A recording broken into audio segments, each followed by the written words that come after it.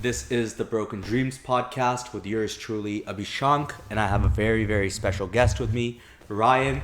So Ryan is can I call you a legacy child? Is that legacy child? A legacy child? By definition, what does that mean? That means that Ryan comes from an insane family, to say the least. His father... Mentally or physically? No, like... intellectually. Okay. Very accomplished family. Okay. I can't imagine the amount of pressure you must feel on a day-to-day basis. But to give you some background, so Ryan's dad was the CEO of the largest logistics company in the world, DHL. So he started off being the CEO of DHL Singapore or India? DHL, I think it was Singapore, and then we moved to India, where he was on the mergers and acquisitions for DHL acquiring companies. Okay. India, Pakistan, so like the Middle East. Right. Yeah. And then he becomes the CEO of DHL Asia once he has the conversation with the CEO of DHL Germany, right? Him, North America, and Germany sit down together. He flies out, and that's when it's decided that he will. Yeah. So again, specifically, I know for a fact that he was responsible for India, Pakistan, right. And North Africa, so like the Middle East. But whether or not it was all of Asia, that's something that I'm not sure. Okay. Right? Yeah. Okay. But still massive. I mean, so if I was not working at my previous company in robotics, I would have never understood how big DHL was. Yeah. Like DHL is, it's the biggest logistics company in the world, and it goes on par, if not supersedes, all these tech giants. Right. Like they're a behemoth in the space, and they're just a little unknown, I would say, in the tech sector. For mainly our audience, they might be unknown, but it's insane the amount of impact they have, the logistics they do.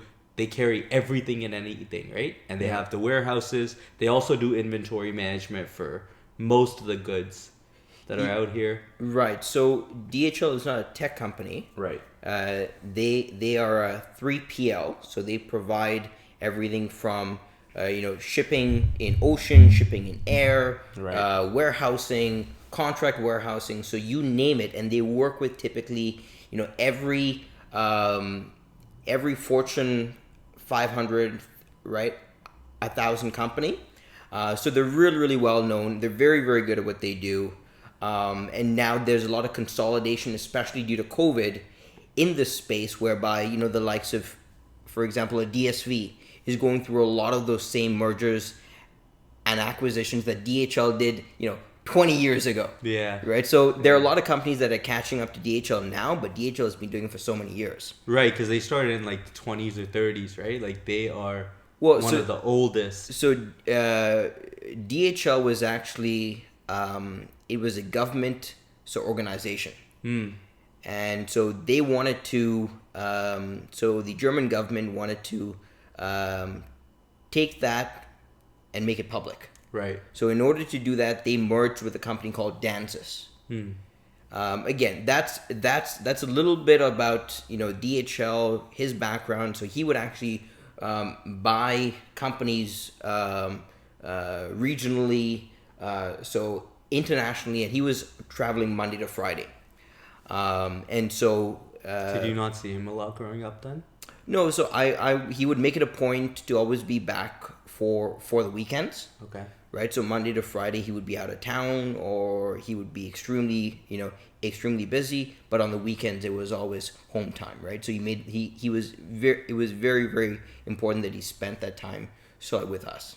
Was there, because he was doing such a important job, a high stress job, an extensive job, he was managing thousands of people, right? When he came back home, was he extremely exhausted? Yeah, in India alone, I think his staff count was over 10,000. That's nuts. Yeah. 10,000 direct reports? No. Or just 10,000 reports in general, right? Yeah, so that's nuts. Yeah. Yeah. That is insane. So was he, when he came back home for the weekends, was he really exhausted, or was he still like very interactive and lively with you guys? Yeah, so my dad, he plays instruments. So he plays the keyboards, he plays the guitar, he sings, and so he still had that work life balance. And I don't think that you can function for those many years Right. and not be able to balance out your life. So I think that's really really important. So people think that it's all about the money, it's all about status, when it's really when you have to have balance in life. Right. And I think that's something that he showed us is balance out, because you can burn out, especially in a space like supply chain, Right. because your working hours are blurred. Was he working around the clock? Yeah, absolutely, right. So in supply chain, Right. you don't have defined hours. Okay. And anyone that wants to get into supply chain, Right. get this through your head that you're working 6-7 days a week. Right. Now again, it depends on the type of work and it depends on the type of company that you work for, but across, whether you're a shipper, consignee, you are a broker, a freight forwarder, customs broker, the job profile is, if you're in management, be prepared to be working 6 to 7 days a week. That's nuts. Yeah, that's insane. that's But what that's it is. what's required. Yeah. Yeah. And I think that's why you really need to have a passion for what you do. And passion, I think, is something that really keeps building on. So that being said, my dad, he was the one who actually encouraged me to get into this industry. Had it not been for him, God knows where I would be, right? So having a strong support like him, having that guidance really helped. Really helped me figure out that, okay, you know what? Why not I try supply chain? And so I did not major in it. Right. I took I took a couple of courses through the Canadian International Freight Forwarders Association, and I took 2 courses from them, and that gave me a good good theory on supply chain within North America. Got it. And so that could be everything from air, ocean, trucking, rail. Like how the different pieces function and how they work together, and who to contact for every single thing? No. So the program, CIFA it's really a training body, and it is an association. So the training body, you can actually take courses that apply to North American transport, as well as international transport. So that's air, ocean, right? Right. But it doesn't go into detail as to how one works with like the other. But it's more so specifically like how can you load, how much can you load in a container? What are the different states? Everything from geography to specifics about sizing of containers, sizing of air pallets, trucking, rail. I mean, like you name it. So it's a pretty good course, and it was pretty cost effective too. I spent, it was something like I think less than $1,000 per course. Wow. Yeah, as compared to going to college and taking a supply chain course. Yeah. And going through all this rigmarole. Right. I felt it was extremely valuable. I learned what I know that I was going to be doing on a day-to-day. Right. And then I took that, and I actually didn't work for my dad at first. So I went out, and I wanted to get exposure, hands-on first. I did not want anything to kind of skew my, Actually, let's take a step back. So he works. Yeah. So he works for DHL. Right. When does he retire? Yeah. When does he retire? When did he retire? Shoot, I think that was probably 2006. Yeah. Oh, 2006. Okay, got it. And then when does he start your current? So they own their own logistics company at this point. When does he start the current logistics company? So he started his logistics company back in, I think it was 2009.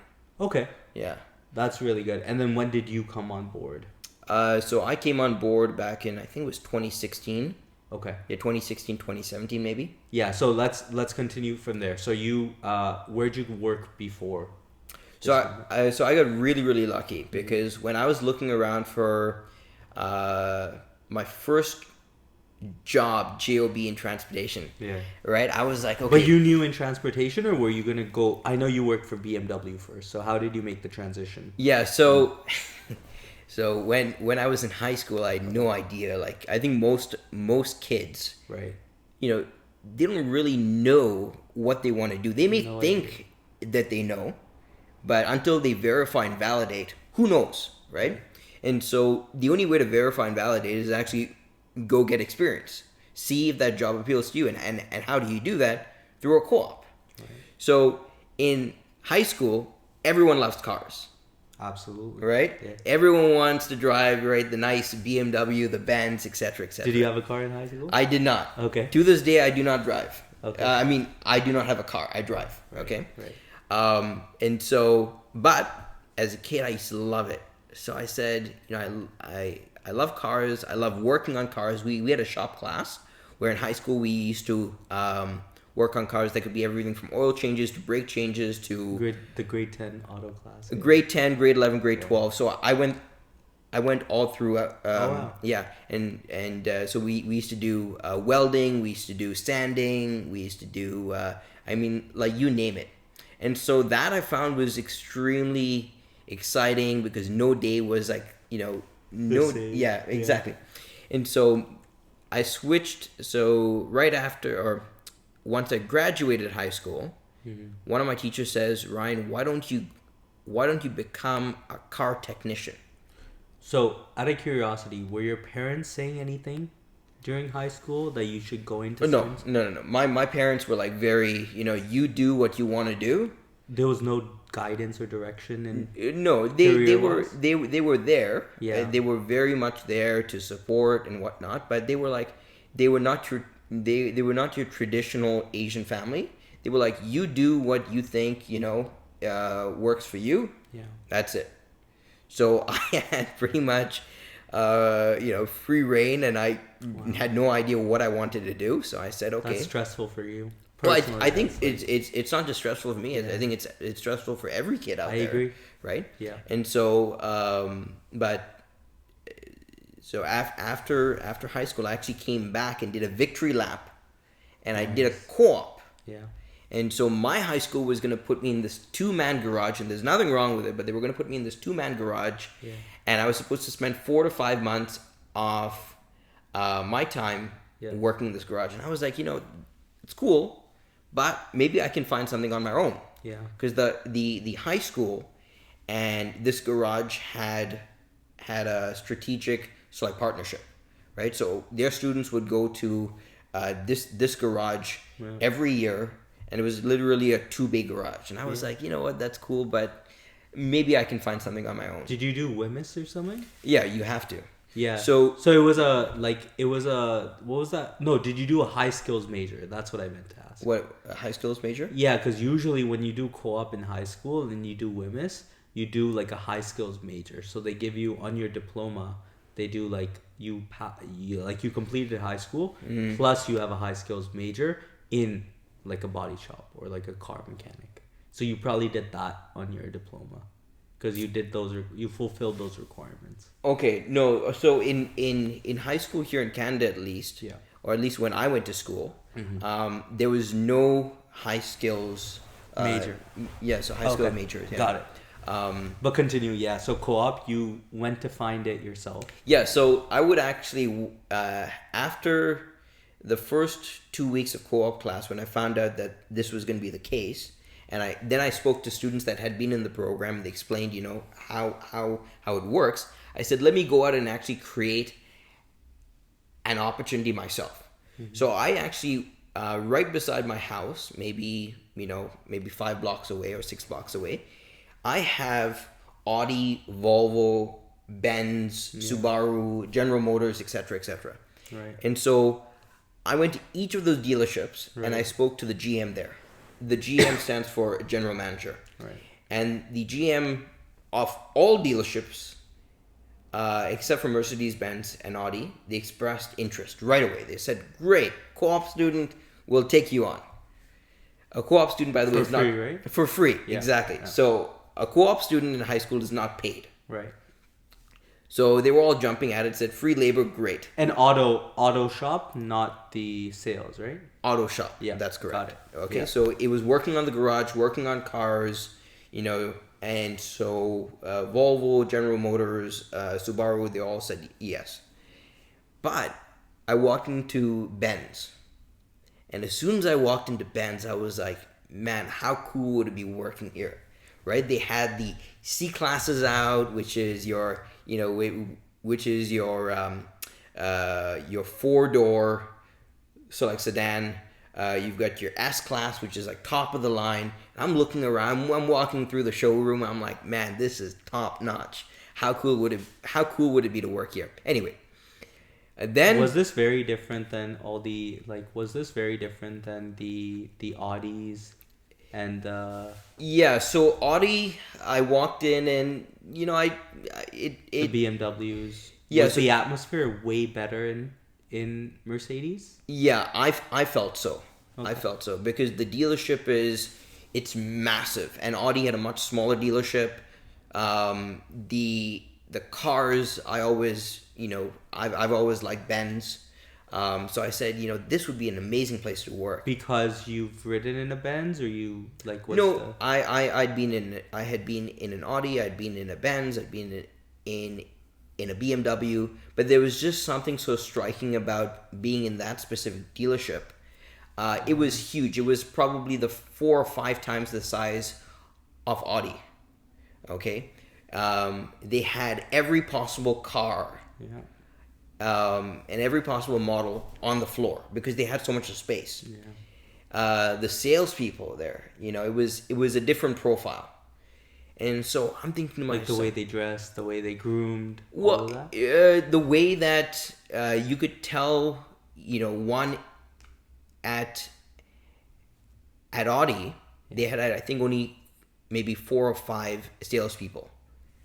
But at Benz, you had it was something like 20, 25 It's salespeople. a free for all. It was a free for all, right? You had new, you had used. Oh my god. Yeah, and that's so insane. immediately you realize this place is scale, right? Yeah. This place has a lot of growth. Yeah. So That's funny. I went to go meet the GM Right. and the general manager.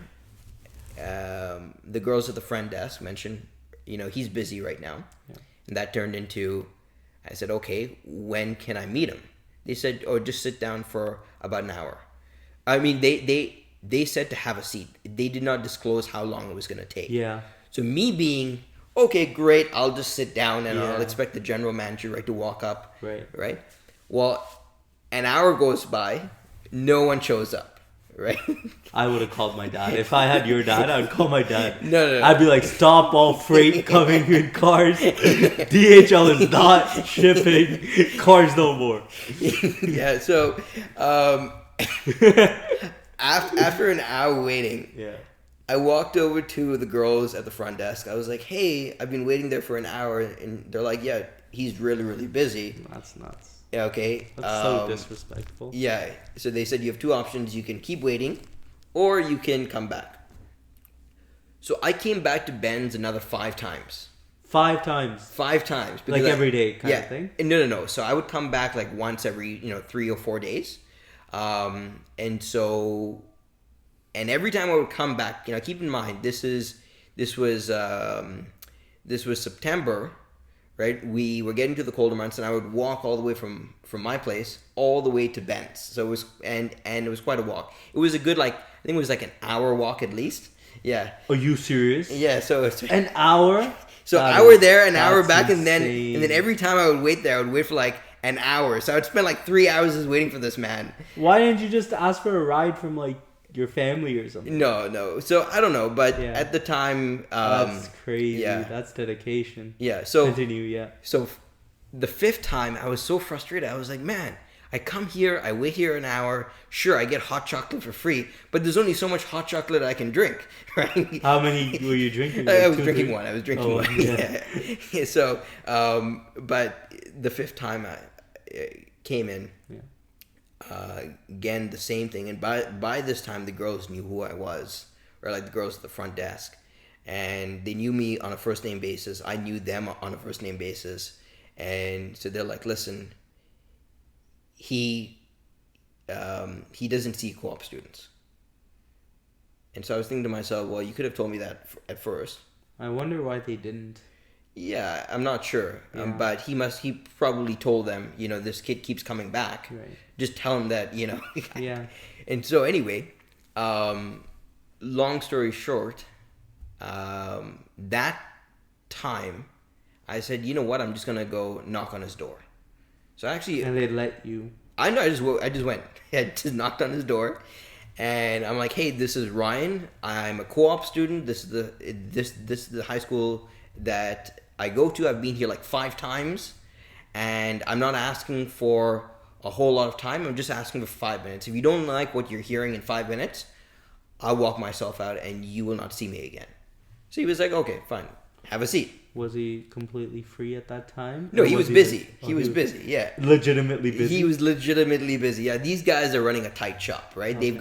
They've got 20 something bays. Okay. This is the service manager. Sorry, he was not the general manager. He was the service manager. Got it. Yeah. But he gave me time of day. Right. When I did ask for it. Yeah. And so I sat down with him, and we got talking. Which high school do you go to?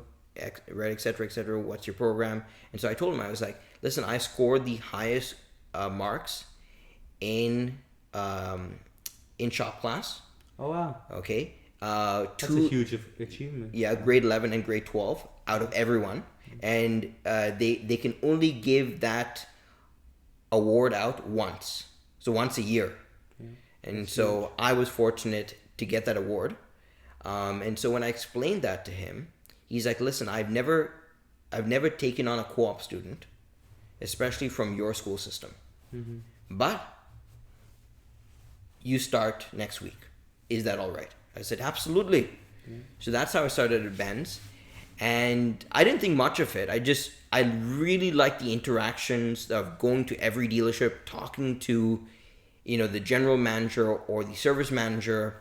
And that's something that I enjoyed, but it never caught my attention. That's what I enjoyed more than actually, working at the shop. Right. And so did you learn that, that sales skill from your father or anyone? Or did it come naturally to you at that young of an age? Or did you see your father do it somewhere? Sure. So keep in mind, I'm not academically inclined.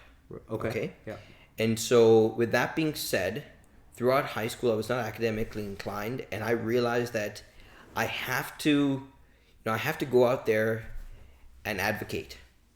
And it wasn't something like, Ryan, this is something that you have to do. It's just something that just came to me, and I was like, you know what? Once I got going in anything that I do when it comes to, sales and marketing, right? It just kind of it just takes off, right? So that's something that I saw, but it didn't hit me. Only during my time at Benz, people would tell me, they're like, "Why are you working at this side of the shop? You should be in sales." Why? What would you say? Because they could see, the way that I talk to customers, because customers would come over to get, feedback on how the job is going and whatnot, and they wanted to speak to the technician. And so initially when I started, I was doing, the grunt jobs. Yeah. But I was being diligent. I was working really well. I was working long hours. And so they could see that I wanted more, and I was constantly pushing myself. Right. And that turned into, customers would come over and I would be able to talk to them. Right. Right. And so they were like, yeah, Ryan, you speak well. You can address customers' concerns. And for me, it's not just, if I don't know something, I'm going to ask, right? And so I think that's really, really important. And so they were always giving me feedback, Ryan, although you love working on this side, I think sales is more of your forte. You're really, really good with people. And so, again, it didn't hit me. And so while I was working at Benz, I found a part-time gig as well. So I would work Monday to Friday. Wow. Yeah, I'd start my day at like 7:30 in the morning Yeah. at the shop, and we wouldn't end till about 5 or like 5:30. And remember, we have to clean up and whatnot, right? So our day doesn't end till about 5:30 at least. And then thereafter, I would walk across the street and I would work at Best Buy, which is a local electronics shop. And so that was pretty cool. So I would work Monday to Friday at Ben's, and then Friday, Saturday, and Sunday I would work at this place. So I loved Why it. Best Buy? Convenience. It was literally across the street. Okay. So I walked in, and so all these companies, they ask you to go online and they apply. I walk in and I talk to the manager, and I tell them, I was like, listen, I'm here. I have applied online. Now, there are some things that I try to speed up. So if I tell them I've applied online and I haven't heard back, they're gonna probably speed me through. Yeah. Right? And I'm like, listen, I haven't heard back, yada yada yada, and that turns into, okay, well, since you're here, let's just select the job interview, or can you come in, on this date? And so I lock it in pretty quickly. Right. And so that turns into, okay, great, you're here, let's go ahead and take you in. And so my job interview with Best Buy, I had it directly with the general manager. And That's huge. And yeah.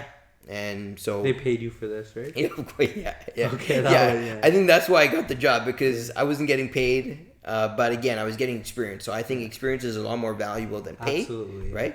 As long as you are fortunate enough to be someone who has the means, right?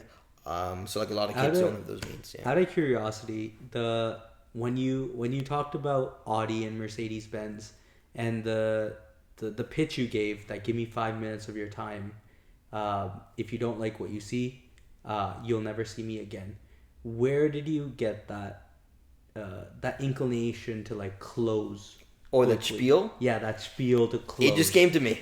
But like that's on like, the spot. You realize that's not natural, right? That's like people have to learn that. Yeah, by reading books or watching tutorials. Yeah. That's like a very nuanced sales thing that you had at the age of 17, 18. Yeah, so I don't know.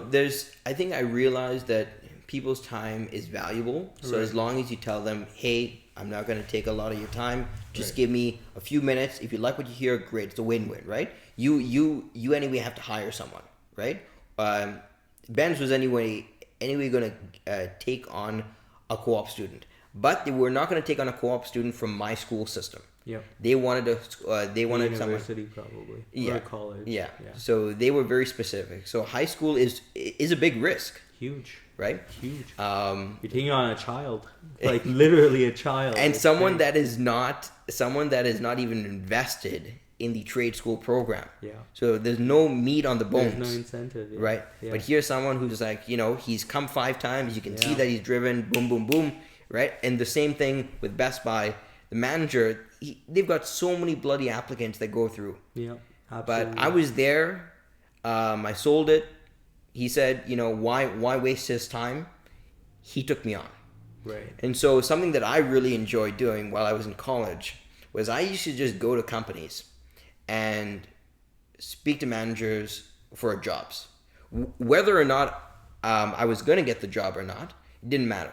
I just enjoyed the fact that I would walk in and without formally completing any application, just talk to the manager and then be able to switch on. Did you want the job, or sometimes you didn't even want it and just did it for like Yeah, the so sake of doing it? I don't want to say that I would waste people's time. Yeah, but you know what I mean. Like, But I just enjoyed the thrill of it, right? Yeah. So I enjoyed the thrill of Yeah. being able to go in and talk to manager. Now, if I got a job, I would take it.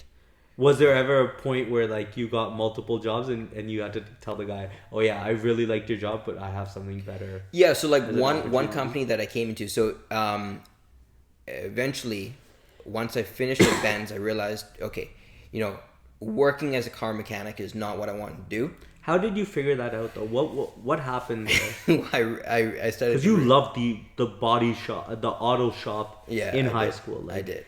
You were the top award 2 Yeah. years in a row. So Yeah. how did that switch happen? To So like, that switch happened was I started realizing that this space was going to get more and more so automated. And the way that and of course Benz had it, they had like a 7-year to 8-year period in whereby I would just be working before I'm able to get what's called an apprenticeship. So for 7 to 8 years, you'd be just waiting until you get an apprenticeship.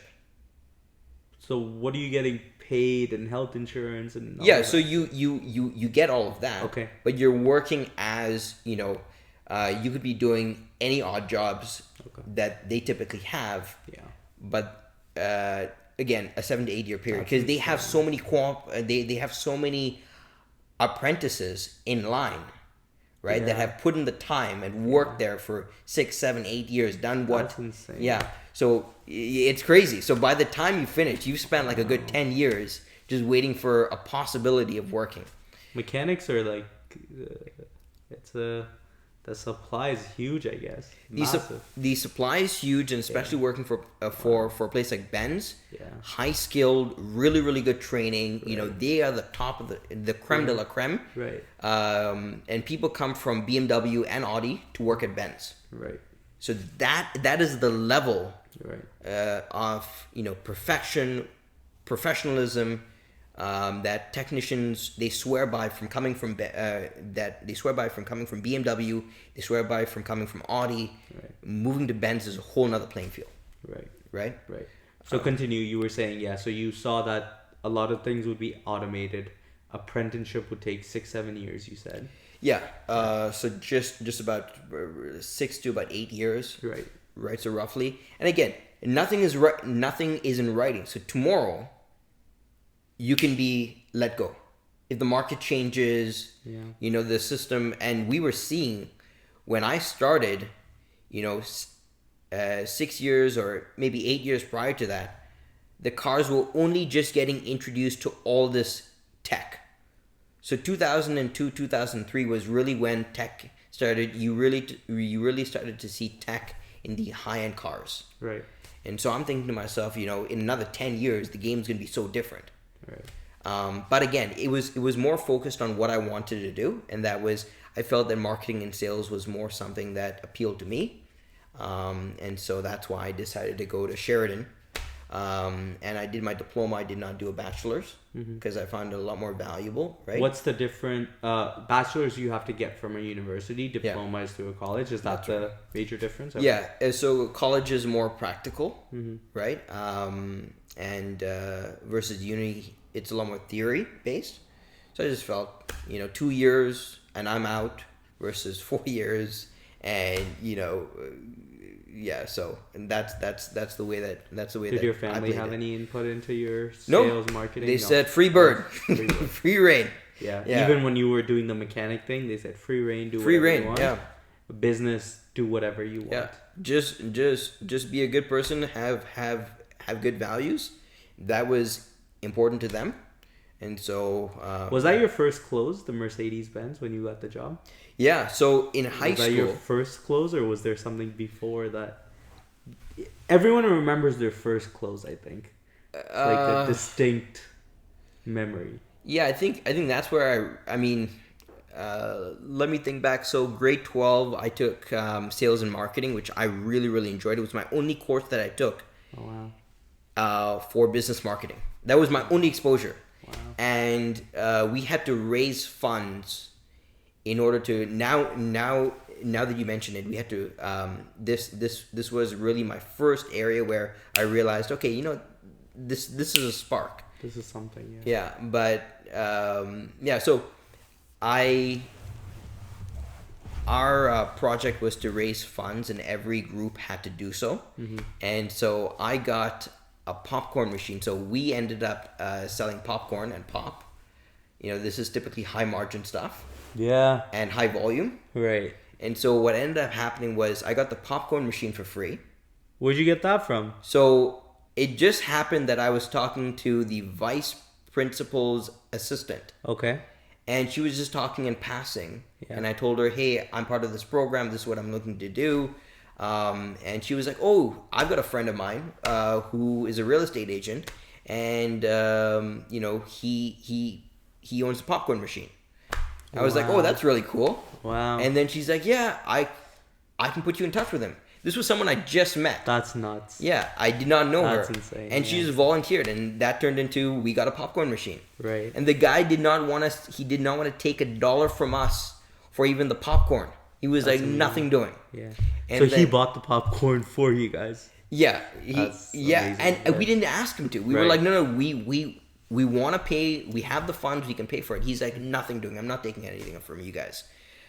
You guys just enjoy it, learn from this experience, and give back. Right? Give back when you can. Okay. And so there were 4 of us in that group. 2 of these guys they used to smoke pot. Okay. All day. Yeah. Okay. Yeah. And so they didn't contribute much. They did not contribute much. Okay. But they were well connected in the sense that they have a lot of other pot smoking friends, right? Oh, that enjoyed popcorn. Got it. Yeah. Sales wise, yeah. Right. No, I'm saying like when they smoked and then got hungry, they were perfect yeah, they customers. Were perfect customers, exactly. For the popcorn. Exactly. So they had a large network, and I got along with everyone, right? So I worked really, really well. And then the other guy in the group, he was good friends with the general manager of a grocery store. They went to the same church. So he got all this pop for like dirt cheap. Like you won't believe the markup on pop. It's crazy. So he got all this stuff for crazy price. Wait, what is the markup? Like how much can you buy a Coca-Cola for? So I remember, so if you go to a store, in those packs, I don't know what they sell them for, right? Yeah. But it was like less than I think 5 cents or something like that cost. Yeah, it was crazy. Yeah. Where? This was cost. That's so because we knew the GM. Yeah. He gave it to us for like dirt cheap, and that's something we may want to remove. Yeah. Okay. Sorry. Yeah. We'll. So okay. Yeah, we'll remove it. Continue. Yeah. And so we got the stuff for a crazy price. That's amazing. And we got so much of it because we're like, overpaying for Coke right now by a margin. Do you still overpay for Coke, or do you still have that I connect? do not drink pop. Yeah. Oh, you don't drink pop? Yeah. I just drink water. Okay. So like water and juice, yeah. But anyway, so we got all this stuff for practically nothing. Right. We show up, and now no one knows how much we paid, right? Right. Not until like the whole deal is done. Right. Not until we have to present our findings, how much money we raised. So we start up like the popcorn machine. we start selling pop, and of course, we have long lines because we're selling it for cheap, right? Like for example, like the canteen selling it for $1.50, $2, and we're selling it for like 50 cents, right? And we're still making yield, yeah, right? And then and it's cold as well because we have it all in ice boxes. Yeah. So and then and the popcorn is fresh. So we have the two guys, right? Like. So the 2 potheads, so working like the popcorn machine, it was awesome. And so after doing all of these sales, now it's end of day, right? We have a definite time in order to sell all this product. And as we were getting closer to the end of day, I realized I'm like, hey, you know what? We still have a lot of inventory. Let me see if I can get rid of this. Right. So I started taking popcorn, and I started taking pop. And I would go class to class, and I would offload. And I would, if I was selling it 50 cents on the dollar, I was willing to take a little bit of a cut. 25 cents? Yeah, right. But the goal was sell off your inventory and just make, like a healthy margin because we bought enough, and we were selling out at that time. Yeah. But then I said, you know what? Let me just go class to class and just sell. Right. And so that's what I was doing, and it was like flying like hotcakes. We sold out completely. That's amazing. And so I really struggle with that. Like if I struggle with the concept of if a competitor is selling for 150, I'll go down to 125 but not lower. I really struggle with that mental barrier of going like, super low. Yeah, so keep in mind I had 1 day to sell all this product. Yeah. Right? Yeah. What would I do with all this product? Yeah. I'm not going to inventory it. I'm not going to take it back to the store. So I get the logic, but there's a mental barrier there. Yeah. Of like, I just lost a bunch of money I could have made if I sold it for higher. But it's just a me thing. But continue. Okay. Yeah. But again, keep in mind, if you don't sell that product, it's going to be sitting and it's going to be much better. Yeah. Absolutely. So take a little bit of a lower margin and offload your product. Absolutely. Right, so that's what we did. We completely sold out. Yeah. And that was my first. Since you asked the question, that was my first experience going, hey, you know what? Sales and marketing could be something that I might be good at. Who knows? How much money did you end up making? We were the top group. Okay. And people actually, all the other groups, including like the other classes, they said it was not fair. It was not fair. Yeah, you got it free. that we got it free, that we got, pop for dirt cheap. Yeah. But you know what? In this world, things aren't, fair and free. Did you tell them that? You should have. You've been like, in this world, did. things are free. I'm pretty sure that I said something along those lines. My father taught me that, Yeah. That's how business works. Yeah. There's, it is not an even playing field. Right. Okay. Right. There's a lot of gray in this world. Right. So, as long as you understand that, as long as you can be creative, but that's what I've realized. So how much do you remember the amount though? I can't remember, but it was probably north of $700. Huge. Yeah, for one day. Yeah. The first time I did, so I went to International Business and Technology in middle school. Okay. Where I had to start a trade show. I had to do a trade show and do like a business. I think that day I made $90. So on the grand scheme of things, 700 to 90. Well, keep in mind there were four of us. Yeah. We had still huge. Real no cost, right? Yeah. So but you have to put things into perspective, and you can't really compare it, right? But I'm just saying, like that $700 in revenue is huge. Yeah. Well, that was profit. Sorry, profit. $700 in profit is even huger. Yeah. That's like, for like 4 high school kids. That's nuts. That's nuts. We would back in those years. To make like $700 a day. It was it was right. It was certainly a big thing. But anyway, it's just been. You know what's funny? Mm-hmm. I mean, you're in business, so your benchmarks are way different. Yeah. If a regular person made $700 a day, they would feel like a millionaire. Okay. Even today. Okay. You realize that, right? Like with our average salary right now is 50 grand. Sure. Right? Well off people make like 100 grand. Yeah. That's still not $700 a day. It's nuts. Okay. It's nuts. But anyways, continue. Yeah. So you closed. Yeah. I think money is quite. It is a perception, right? It's quite subject to. Absolutely. So the people you surround yourself with, and then what you do, what you do. The stakes change massively when, you go from like one field to another, employee to owner. Like those are huge. Yeah, I remember changes. I used to save everything that I used to make. So my savings was crazy. It was like 90 cents on the dollar I used to save. Because when you started working with your dad? No. When I was working when I was in school and even after school when I was working with this trucking company. Right. So my first real job in the industry was working for a company called Warner. Nice, impressive. How'd you land Warner? So Warner, they are a trucking company. Right. And they just they just made a move into Canada. So I was the first salespeople. I was the first salesperson, and no experience in sales. But the manager connected with me. I connected with him. It seemed like a great opportunity. They were. How did you connect with the manager? Like, who introduced you? It was actually just I applied online. And they called me in, and then he told me, he's like, Ryan, I've interviewed so many people, but the one thing that I will still remember this. He's like, you're the only one who's bloody making notes. Every one of these salespeople come in and they talk big shop, but you're the only one that is coming in and making notes. Yeah. And so, how old was this? When was this? I was 21, 22 at the time. Just after college? Just after college, yeah. Okay, nice. Yeah. So it must have been right maximum 22. Yeah. Yeah. And so you were taking notes, and then? Yeah, and so he's like, listen, that really stood out to him, and he's like, this is professional, and this is what I need, and I'm looking to build something here.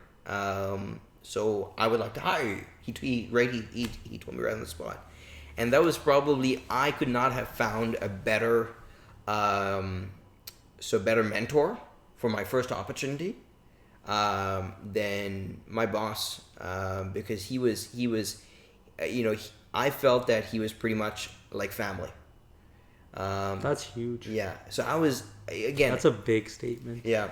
It really seemed like family. So we would actually go out for meals together, every week. Did you have performance reviews and stuff? We would. Was that tough? Or he would treat you like family even in those? No, he would, reviews? he would make it known, of course. So he would not blur those lines. So he was very professional. Yeah. But he wanted to see me grow, right? So he invested in me. The company invested in me. Great company. But there was never like, if you don't do this, you'll get canned. Because that often happens with like performance review. Yeah. Yeah, threats, or I don't know what it is, but corporate structure. It's like, so you the reason they never become family Yeah. is because there's always that like line, as in like, if you don't perform well enough, you will have to find something else. Yeah, right? so I had, as a salesperson, that's what I was hired for, right? Bringing in the sales. Right. My expectation was hit my targets. Right. My first job. Absolutely. I'm not able to hit my targets, but they gave me time. They let me develop. Got it. And so, that was really, really important for me. Yeah. And so I remember even being able to pick up the phone, or rather, when I would pick up the phone, I could not even say hello. I would stammer it out. I was, that was my first couple of calls. Yeah. Right? Or at least my first maybe 2 weeks. It was extremely challenging. But as you keep on it, you keep consistent, and you keep doing it, just because you don't like something, just because you pick up the phone and you're afraid of what to say, you just keep building on it. And you realize, you're like, hey, a customer is going to ask me X, Y, Z questions. These questions don't change. As long as I have the answers for it, I'm able to then move up in the next sales call, right? It's about understanding, okay, a customer is a person. Understanding their needs, understanding what they're looking for. If you can't offer them value, don't waste their time. Absolutely. Right? And so that's something I learned, early on. Really, really fortunate. Great people in the company. To this day, I still keep in touch with them. That's huge. This was after the $900 logistics course you completed, right? Yeah. So this was So this was pretty much right after that. Because he probably took that into consideration while hiring you, that you had probably, yeah, right? Yeah. Because most of the people that were going through these jobs, or apply for them at least in the trucking space, are not certified. Yeah. They're doing it because they've not been able to, especially being your first job. So that being said, it was great. Learned a lot from them, and that's when I decided. I said, it's not working out here. I was let go because you have to meet your targets, and I was just not able to. Did your manager let you go? He did. Okay. That must have been. And again, insane, yeah. No. Again, it's, if you aren't able to pull your numbers, that's it. It is what it is. Yeah. I don't hold him responsible for it. Right. It's my responsibility to make sure that I pull those numbers, right? So was it ever tough? Like you mentioned this. You said that like you really felt like family with them. Yeah. Was that hard to like? Go through that and then also have... I completely understand Yeah. that, one is treating someone like family is really, really important, Okay. right? Yeah. You build trust so much quicker, and at the same time, I knew that we had a professional working relationship, right? So we had to make that distinct, and so he had to do what he had to do, and because that's right for the business. That's right for the business, exactly, right? Yeah. So just because something doesn't work out doesn't mean that someone holds something to you personally, right? He would have loved to keep me on, I'm sure. Yeah. Right? Yeah. As a friend, but that is not important, right? I mean, but more importantly is he has a duty. Yeah. He works for the company. Right. And so that being said, I said, if I'm going to spend this time working for someone else, I might as well work for myself. And so that's how I started. It was challenging, right? Because Why didn't you do it before when you graduated college? Why wasn't your first inclination, I'll work for my dad? because I didn't want it to come easy. I wanted to go out, work, because Did you think it would come easy at that point? yeah, Because I'm sure this whole endeavor that you've pursued for the past 5 years it's been far from easy. no, but what Probably what, way more. what I wanted is Yeah. I didn't want to feel complacent. Yeah. I wanted to feel that I was that or I wanted Or like nepotism of any sort or any of that, right? yeah. So I really wanted a real opportunity to work at a corporate company and get exposure, right, to how things work, right, the structure, etc. Right. And so I got a sense of it. Mm-hmm. I enjoyed it. But I'm thinking to myself, it comes down to how do I build a business? I'm anyway building a book of business. Now I might as well work for myself. Yeah. And the great thing is my dad is so well connected. If I didn't have my dad, I would not want to go out on my own, because it is crazy, right? The people that you need to know, the requirements, the compliance, etc., etc. So I said, you know what, I've got him. So many people don't have someone like him. Let me do it. And so What was his response? he said, yeah. And Like immediately, or were there any repercussions? no, he said, are you sure that you want to do this? And why did he say that? Like, what was the Well, risk? Well, he wanted to make sure that I was, that I was serious and I wasn't just doing it just for To escape the job. Yeah, exactly. Yeah. Just for a job. Yeah. And so I told him, I said, no, absolutely, I do want to do it because I'm spending so much time, engaging in customers, growing my own book of business, and having someone like you is huge. So yeah, absolutely. So when I started, the first year was definitely rough. But after getting my book of business, I was working in everything from aerospace to defense to chemicals. And I started realizing that, I really, really enjoy this line of work. I enjoy talking to people, but I enjoy solving problems, especially supply chain. It's so bloody complicated. Did he provide enough direction? Did I provide? Did he? No, it was a pretty much hands-off approach. He's like, Really? Yeah, hands-off approach. How is that possible though? Because he was the CEO of DHL, I would assume he's very meticulous in how he operates and guides and mentors. So at that level, Yeah. they don't want to micromanage. Okay. So So they're completely, they don't even know how to micromanage. No. And you might have needed it. yeah. when So you first came in, so yeah. he doesn't believe in micromanaging people Okay. to this day. Okay. So he will say, you have a job. I'm not going to ask you what time you're working. I'm not going to ask you, how many hours, right, you are putting in, but make sure that job is done.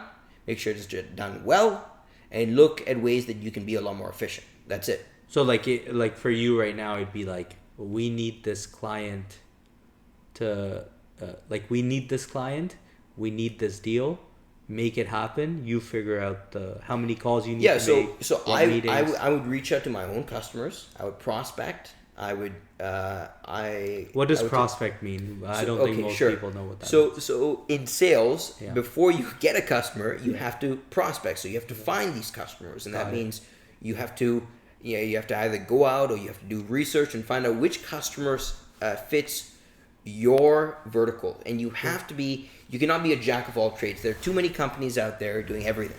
Right. Right? Right. And so we wanted to be a niche provider. Okay? Be a solutions-based supply chain provider. And specializing in chemicals, pharmaceuticals, clean energy, hazmat shipping. That's our forte. How did you land upon that? I realized that, I take a lot of care in what I do. Yeah. And dealing with general cargo, there's a lot of people that do it, and it's just, the cheapest provider typically gets the business. right? So, for example, the cheapest provider, but also a one that's got a pretty good handle on the transportation side. But quality is typically nothing like the specialty side. So what we offer our customers is the experience, right? And so we walk them through. Our customers are literally, Ryan, I need to get my shipments from factory to door to my customer, and then we will come up with a proposal to get it there at the most cost-effective price, and the fastest price, and the quickest possible transit. So in supply chain, there are a couple of things, but typically transit time, cost, rehandling the cargo, because every time you rehandle cargo, there's risk to that freight. The freight could be damaged. Does right? that happen often? Oh, it happens all the time. It happens yeah? all the time Wow. in this industry because people do not understand the importance of packaging. They do not understand the importance of rehandling, right? So they think just because they have a lower rate and that product is going to be rehandled 6 times, they think, oh, great, I'm saving on so much. Well, there's a reason why it's cheaper is because it's rehandled, it's consolidated 6 times over, and that's where you're getting a cost savings. Right? And then your freight comes in and it's damaged. And now, So do you not, the way you conduct business, do you not rehandle at all? so we try to mitigate a lot of the rehandling. We work with a customer to package right. Yeah. So before we ship anything, we understand the packaging. And so a customer may say, like, for example, a plant out of India or out of Europe. Europe has really, really good standards. So more so India. India, they will ship, and you got to tell the plant and you got to tell your customer, listen, you can't ship like this because there's a very likelihood of getting it damaged. And this is a sample piece.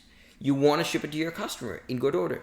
Create the bloody thing, package it well, and that way you will mitigate your damage, right? You're at least reducing a lot of that. And the last thing you want is these things are extremely time oriented, so they cannot have damage to the freight. So that being said, I've seen it so often whereby we are given business by our partners, and they haven't gone through the proper process. And I'm dealing it with here in the U.S. whereby something's come in damaged, and now I have to deal with a customer that's upset. They haven't been. So, it's a whole process. But the great thing is we really take our time. We really try to be valuable, right, partners. We won't just touch freight just to make a dollar. We're very focused on how do we be a valuable partner to our customer. That way our customer doesn't have to really think too much about the supply chain side. Right? And so before you came in, your dad was, you said, Mantra Logistics started in 2009, right? Mentra, yeah. Mentra. Yeah. What did I say? Mantra? Yeah, Mantra, yeah. How do you pronounce it? Mentra. Mentra, not Mantra? Yeah, Mentra. Yeah, Mentra. Okay. Yeah. Mentra. So Mentra Logistics started in 2009. You came on in 2016. That's right. For the first 7 years, was he also dealing with chemicals and pharmaceuticals, or was that switch made once you came on? No, so he was dealing with a number of different. They were dealing with a number of different products, but when I came on, you honed in on niche. Yeah, my area of specialty was aerospace. How chemicals. did you know it was aerospace? Well, that was really my first customer. So my first customer was in aerospace because I was like, listen, I'm talking to a customer shipping paint. This customer has got so many other providers in there. It's really, really cost driven, but aerospace is something that, you really want someone that's going to take their time, understand how it load. There's a lot more expertise involved. Did you understand all that?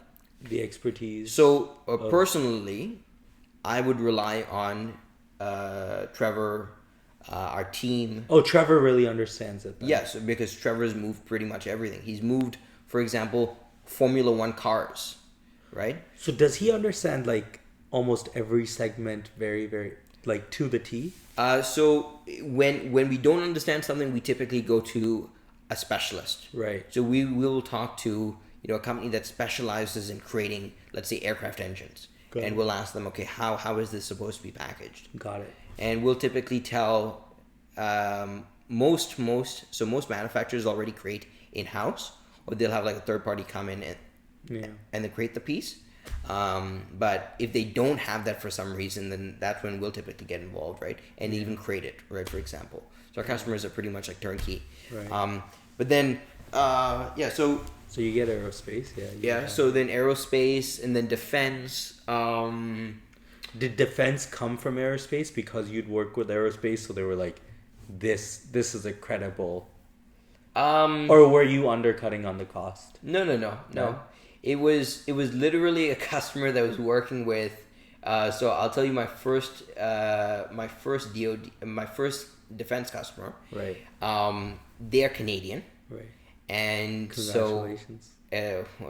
Thank you. Yeah. And so I would call on them, and they would all of the time they would tell me, listen, sure, but now's not the right time, and they would kind of just put it off. And then eventually, when I was talking to them, and they said, Ryan, we have this one shipment, and it's bloody stuck in the UK, and it's got some customs issues. Can you help handle it? And I can't specify what we were shipping. Yeah, absolutely. Right? But it was something that was you couldn't just ship just like a standard parcel, right? Absolutely. There's typically a lot of compliance. And so I said, sure. And it was FedEx that was trying to handle it. Right. So like originally, because the customer had a contract with FedEx and with DHL, but I stepped in, and we solved it. And the customer was like, wow, this is great. Can you, if you can, can you tell us some of the details on how you solved it? Like, what did you do right that they didn't do right? So anything. Yeah, sure. So these big companies, right? Yeah. They're literally pushing paper. Yeah. Right? Yeah. So, absolutely. One office in the U.S. is talking to the office in Australia, and they're saying, okay, we need this shipment picked up, but there's no, and that office is then pushing it to what's called an integrator, like a FedEx and DHL, and a FedEx and DHL is not going to pick up the phone and coordinate and do any of that. So it's our responsibility to do that. So we picked up the phone, we spoke to so-and-so, we got everything coordinated, then we spoke to DHL, we spoke to FedEx, so we subcontracted them. They moved the shipment that was, the customer has a contract with them, but because FedEx and DHL, just on the ground, there's not that level of service, we had to get involved. So they were very, very happy, and that turned into, okay, well, let's talk about handling, more shipments, right? And that's how you did DHL and FedEx care that you were coming in? And no, DHL and FedEx are such large companies. They don't even notice. They couldn't care because again, they thought you were the client, I assume, right? No. For them, it's literally DHL, UPS, or FedEx. These are the largest integrators, right? When it comes to small packages, and this was a small package, but it's just what was in the package, and so absolutely, So really, really interesting. Do you invoice on that kind of help? Sorry? Do you invoice? Do you charge on that kind of help, or do you do the first one for free? No. You always charge. Yeah, you always charge. Okay. Yeah. Because when they say, "Can you help?" I don't know if it's implied that like. No. Are they giving you an is it like give me one for free and then future opportunities? I don't know how that works. This is not buy one get one free. So thereafter, no. So this is you buy one. So then did you send them a quote before you even started doing stuff? Oh yeah, you have to quote a customer first, and the customer is like, listen, I need to get this moved, and this type of product cannot it cannot sit. It has to be destroyed. Yeah. Because it's a pretty unique piece, and they do not want to get it, and they do not want this type of product to go into the hands of a country like China. That's going to replicate it. Absolutely, yeah. Right? And so, they're even very specific as to how the shipment should move. Right. So it's really, really interesting. Yeah. Did you ever have trouble learning how to price things and invoice customers, or did Trevor handle a lot of those like details because he has such a vast experience? Yeah, so a lot of that is through my own learning. So pricing things, working with vendors, it's all come under my own learning. So currently, the company that we were with, I created the bill of lading, whereby this publicly transportation company is using, right? So it's basically like a fillable document, and they've been in business for years. But I said, this is going to be extremely valuable for you. I've created it, and they asked me to go ahead and send it to them. And so a lot of that was hands-on. Could you talk about why you parted ways, or is that? If not, that's okay. Yeah, so I was just we decided to go in a different direction. That's why. So we got into the warehousing business, and so we really diversified our business, but within chemicals, pharmaceuticals, and clean energy. Like now, you guys are. You guys own warehouses, or are you renting out warehouses and managing the inventory? Yeah, so we basically use what's called contract warehousing. Okay, yeah. So we run the warehouses. Yeah, inventory management would be similar. Yeah. So it's awesome because a customer anywhere, if they want to ship and distribute anywhere in the U.S., we can do that for them. Right, which is pretty cool. How many companies can do that? And so a customer can reach out to us tomorrow, and in literally a week, we can have a proposal to them on how they can ship their entire supply chain a lot quicker, get it to market quicker, and also keep inventory on hand. What were you doing before this? How were you doing it without the warehouse contracting? I was focused more so on the trucking space, and I did not want to actually get into like international. Yeah. But if you needed to store inventory somewhere, what would you do before you started warehouse contracting? So we were doing contract warehousing prior to. Okay. But it took off on a whole nother level, right? Okay. Because once we realized that there is a great opportunity in this, it's a much needed need, and especially because customers are shipping more on DDP basis, which is basically destination duties paid, which means the supplier out of be it Latin America, be it India, be it Europe, shipping directly to their customer. Right. Everything is paid for. It's a fixed cost. Right. It's beautiful. Yeah. Right. The customer doesn't have to worry about supply chain. Right. But the customer's got to say, listen, I want this product by this date. Absolutely. Right. And if it's not here, there might be charges. Right. That they may charge back to you. Right. So it's really, there's so many things involved in supply chain, and there's so many things that we can sit here and talk about, from the different modes of transportation to warehousing to what customers look for, all of that stuff. But it's something that if you're interested in, you are more than welcome to reach out to me. Yeah. And pick my brain, and that is open to anyone out there.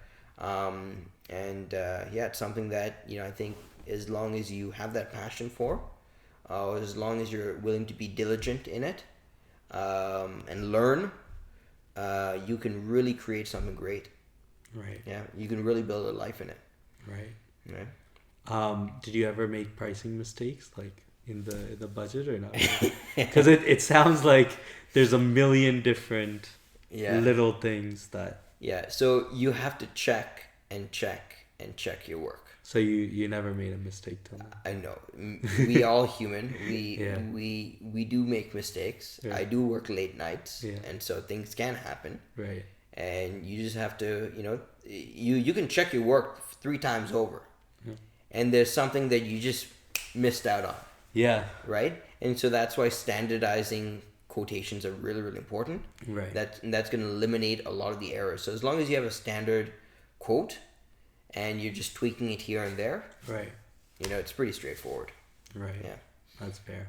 Yeah. Let's go back a little bit. So, would you like to talk about like your struggles academically in ADHD? Sure. We can talk a little bit about it. Okay. So, when did you start realizing that you were struggling in school? Yeah, so I've always found school challenging.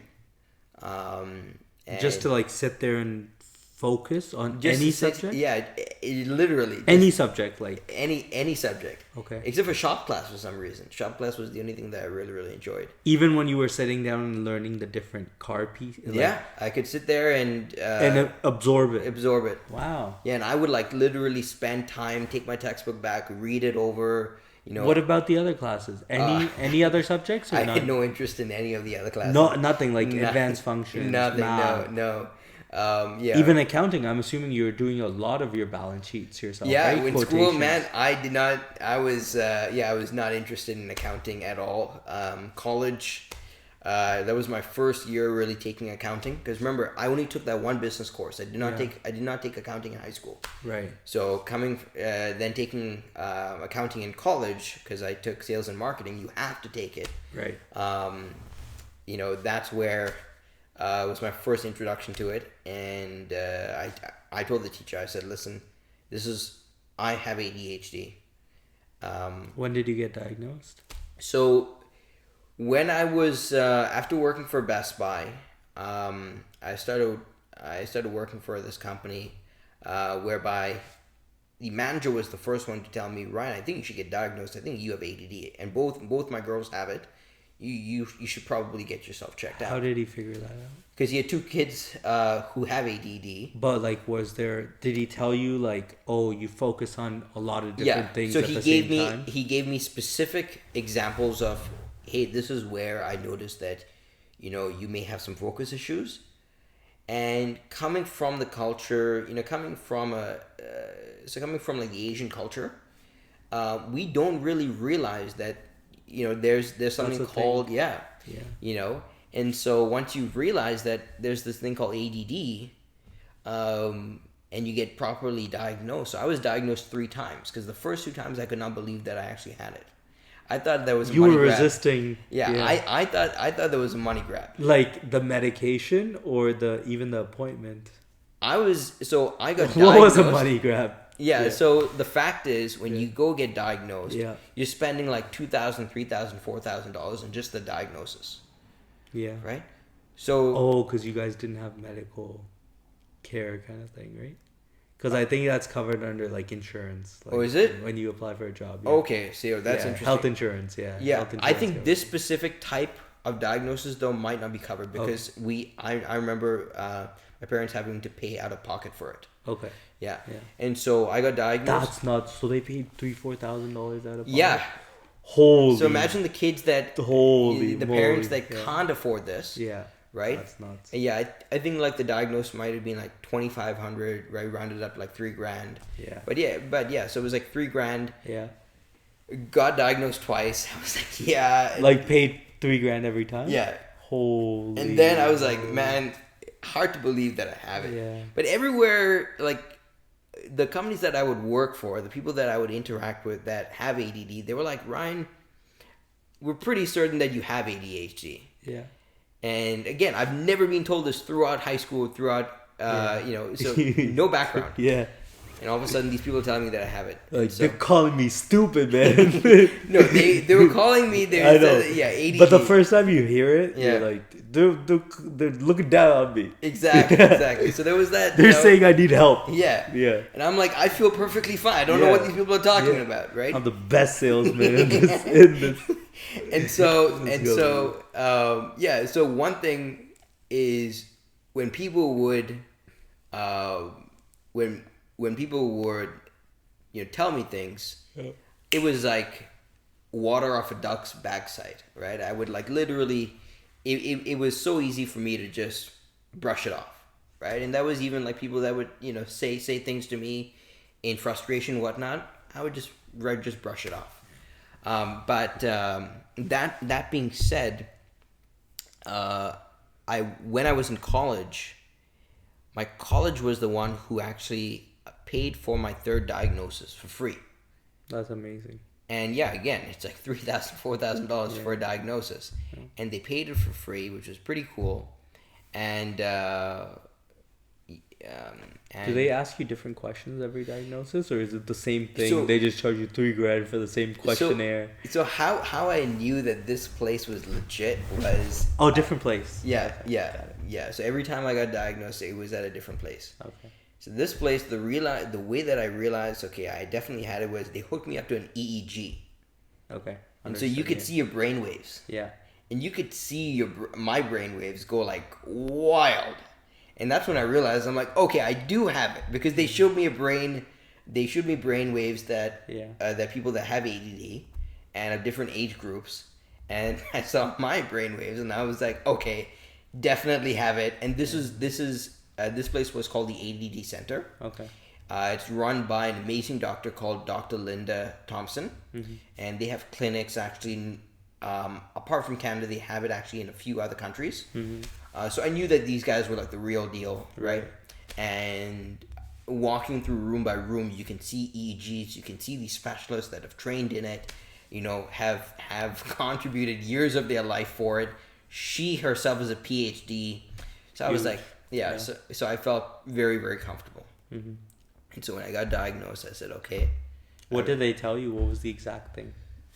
You You have ADD. Did they tell you severity? Yeah, so they got into all those details, and I really need to work. I really had to work out, how I was going to get better. Okay. And the great option was this was not taking any medication.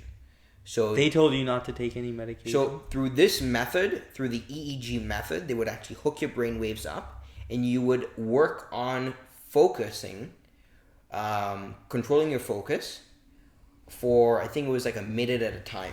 Okay. And through those experiences, you would start working out how to focus, right? Breathing exercises, focusing and seeing, how your brain waves move. And Do you still use those techniques today? Or is it kind of blurred now where it's like, maybe I don't need these as much anymore? No, you absolutely do, but I think I've gotten so into my day-to-day that I definitely need to get back into it. Yeah. Because you can feel that control, you've got a lot more consistency, and it literally takes, every time you feel that your thoughts are all over the place, just kind of focus in, right? It's like something you need to do, but once you fall out of the habit for whatever reason, it's hard to jump back in. Yeah. You know what I mean? Yeah.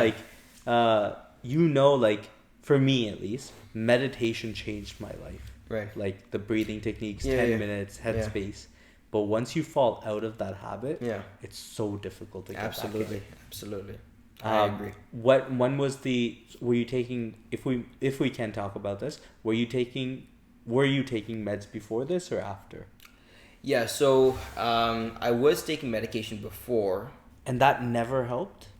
No, so what happened was my mood. So in college, Yeah. my last year of college, I said, you know what? Was it my last year or was it? It was sometime in college whereby I said, okay, let me give this a shot. Yeah. So I went to a psychiatrist, if I'm not mistaken. This guy was an old school guy. Yeah. So he would prescribe me all this bloody medication, like besides Like multiple things or yeah, just like one I used thing? to take like 4 or 5 different like medications. Yeah. Holy. Yeah, I was like You have an upper, a downer, like to sleep now. Yeah, exactly. Yeah, so because like one of these he's like, you can't sleep, you gotta take yeah, this so to there was sleep. like all these different types of Oh medications my that you would God. take. Well, 4, because that's because the one drug would have adverse effects. So you would have to take another drug to combat that adverse effect. It would be like ridiculous. No, and then your mood ADHD is swings. an amphetamine, right? So it's like supposed to keep you up forever. But I don't think most psychiatrists prescribe you sleeping pills right away. Yeah, this guy was like, man, you need this, you need that. So what happened was his clinic was directly connected to a pharmacy. Okay.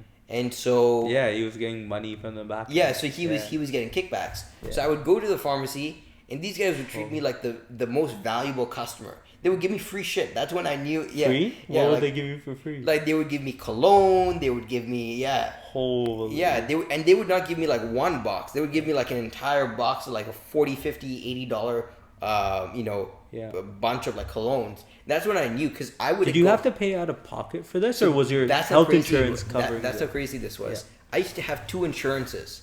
Okay. That's how much money I was being dropped. How did you have 2 insurances? So I had my mom's insurance. Okay. And then I had my college insurance. Was she working at where was she working at that point? Qatar? No, I think it was Maersk. Yeah. Oh, yeah, Maersk. Okay, continue. So that's nuts. So yeah, it was coming in and using 2 insurance cards. So yeah. I'm sure that I was a pretty valuable customer because these guys were giving me free shit. Did it ever make you feel good? All the stability. Or was it always a downhill from the get go? Yeah. So I don't want to be negative here, right? Because to each their own. Yeah. But and we just want to use a discretion at this point. I think medication works vastly different for every single person, right? So this is just your individual experience. Yeah. There are a lot of people that it works great for. Yeah. No recommendations. Right. We're just talking about my personal experience. So right. I felt like a zombie. And so going day to day, feeling like a zombie and being, pretty depressed because I was on these like 5 different meds. Was not working out. So sure. Did they tell you which med caused the zombie-like feeling, or did they say everything is causing it? No, he's like. So that's what happened. So I went back to him. I was like, "Listen, I feel like crap," and he's like, "If you don't take this, this guy was an old school guy, and he thought threats would work. So he was like, if you don't take this, the door is over there." That's what he said. He's like, the exit's over there. You have to do it right, and you have to take these medications. Why didn't you just switch psychiatrists? Listen, that was my first experience. I did not trust. Yeah. Right? I did not trust that I had it. I did not trust the process. And all of a sudden, this man's telling me, you have to take it. If not, there's the door. Did you walk out? Yeah. So that ended very, very quickly. I think I took it maybe for 2 or 3 months, and then I was like, I'm done. I cannot do it. Yeah. My grades went up considerably, and my focus, of course, was good, but your grades did go up. Yeah. Crazy. It definitely did. Like what, do you remember the feeling? Did you feel like anything was possible? No, because I was because I was so depressed. So. You had nothing else to do. You just had to get out the books and study. Yeah, exactly. So I was literally just studying, and I was like, man, this is not working out, and I could not enjoy going out with my friends. So I said, you know what, enough's enough. I'm not going to take it. And then I went back, and that's when I found the ADD center. It was huge. Yeah. And that was a really big help because my GPA. It was like by the end of the year, by the end of college, like I think I can speak pretty openly. Yeah, so pretty openly if it's going to help people. But my GPA was under a 3.0, right? It was like 2.6 or something like that. Very tough, yeah. Yeah. Because that it really impacts if you try to get a job. Yeah. Some people really look at that. Yeah. And so, but my last semester of college ended up getting a 3.9. Huge. So, and that's through the EEG center. And so I took my results, and I took my year that I was, the year previous that I had not done EEG. Yeah. I took that over to Dr. Linda Thompson herself, and I showed her. I'm like, hey, you know what, this works. Yeah. And she's like, yeah, I know, but this is amazing seeing, Ryan. Yeah. And she was so excited because, I would have never thought I could have got a 3 point. That's massive difference. Yeah. Massive difference. Yeah. Yeah. And even that's the most joyful moment ever. Yeah. And my professors as well, they were like, I remember for the first time being able to, engage with them on substance rather than just kind of, just being rambling. So it was definitely a really eye-opening experience. Yeah. And college was the best thing to happen. Like, I think it was better than elementary, better than high school, because I felt like, I could advocate for myself for the first time. And it gave me legs to walk. Right. Yeah. Absolutely. And the college did everything. Like, it was unbelievable. I had an amazing support staff.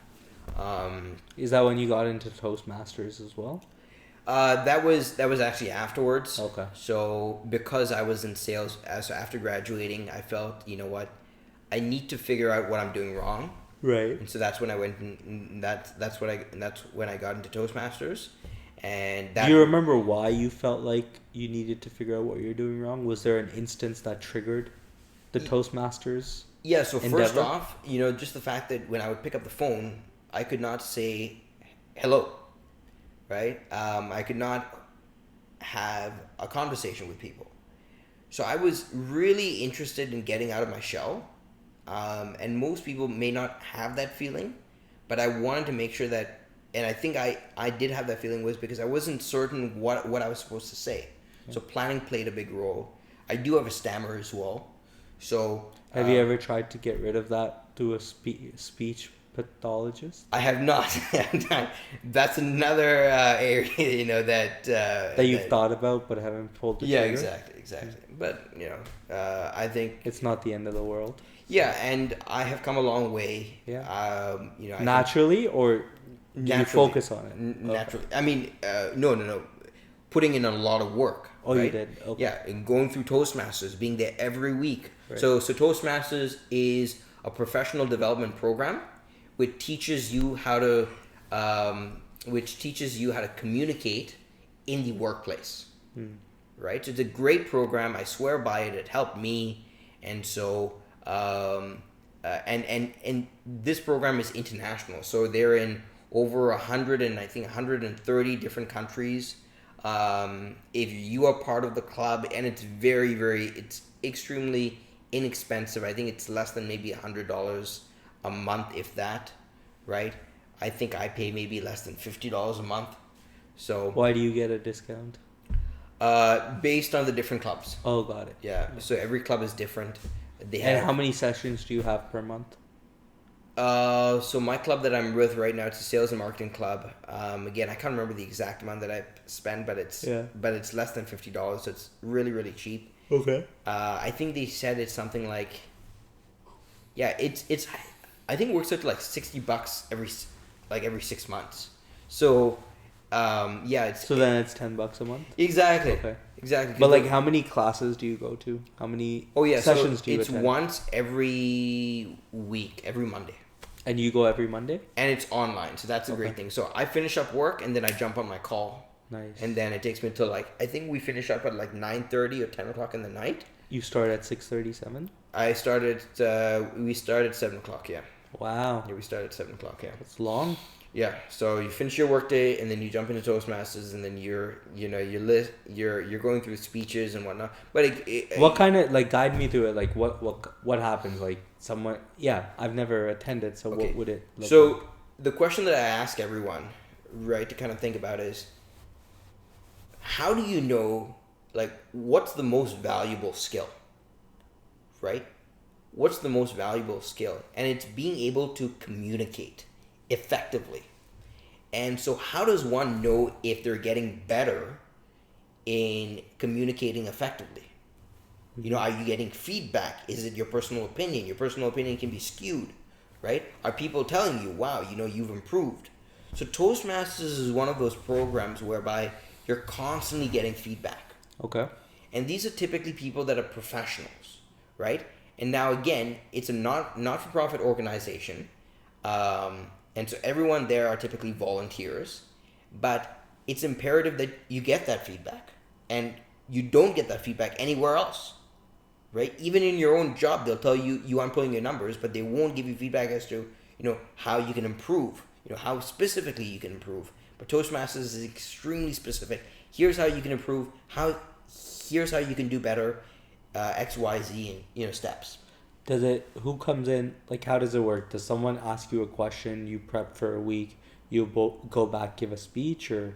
Yeah, so it's completely by choice. So every meeting you have an agenda and you get to select a role, okay? You may not choose to select a role, you have the option to. So there are speeches, there are prepared speeches, there's improv, there's receiving feedback, so you have to give feedback, right? Have you tried all the roles? I have, yeah. And which one is the easiest? Not easiest, but is the prepared speeches way harder than improv? Hard to say, right? Improv is a lot of fun.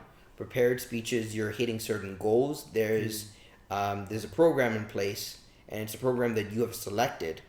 So Toastmasters has, I don't know how many different programs, but depending on what you want to achieve, there's a program for you.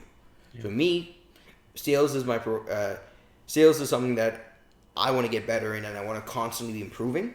So no matter if it's a year from now, 10 years from now, it's something that I always want to keep improving on. Right.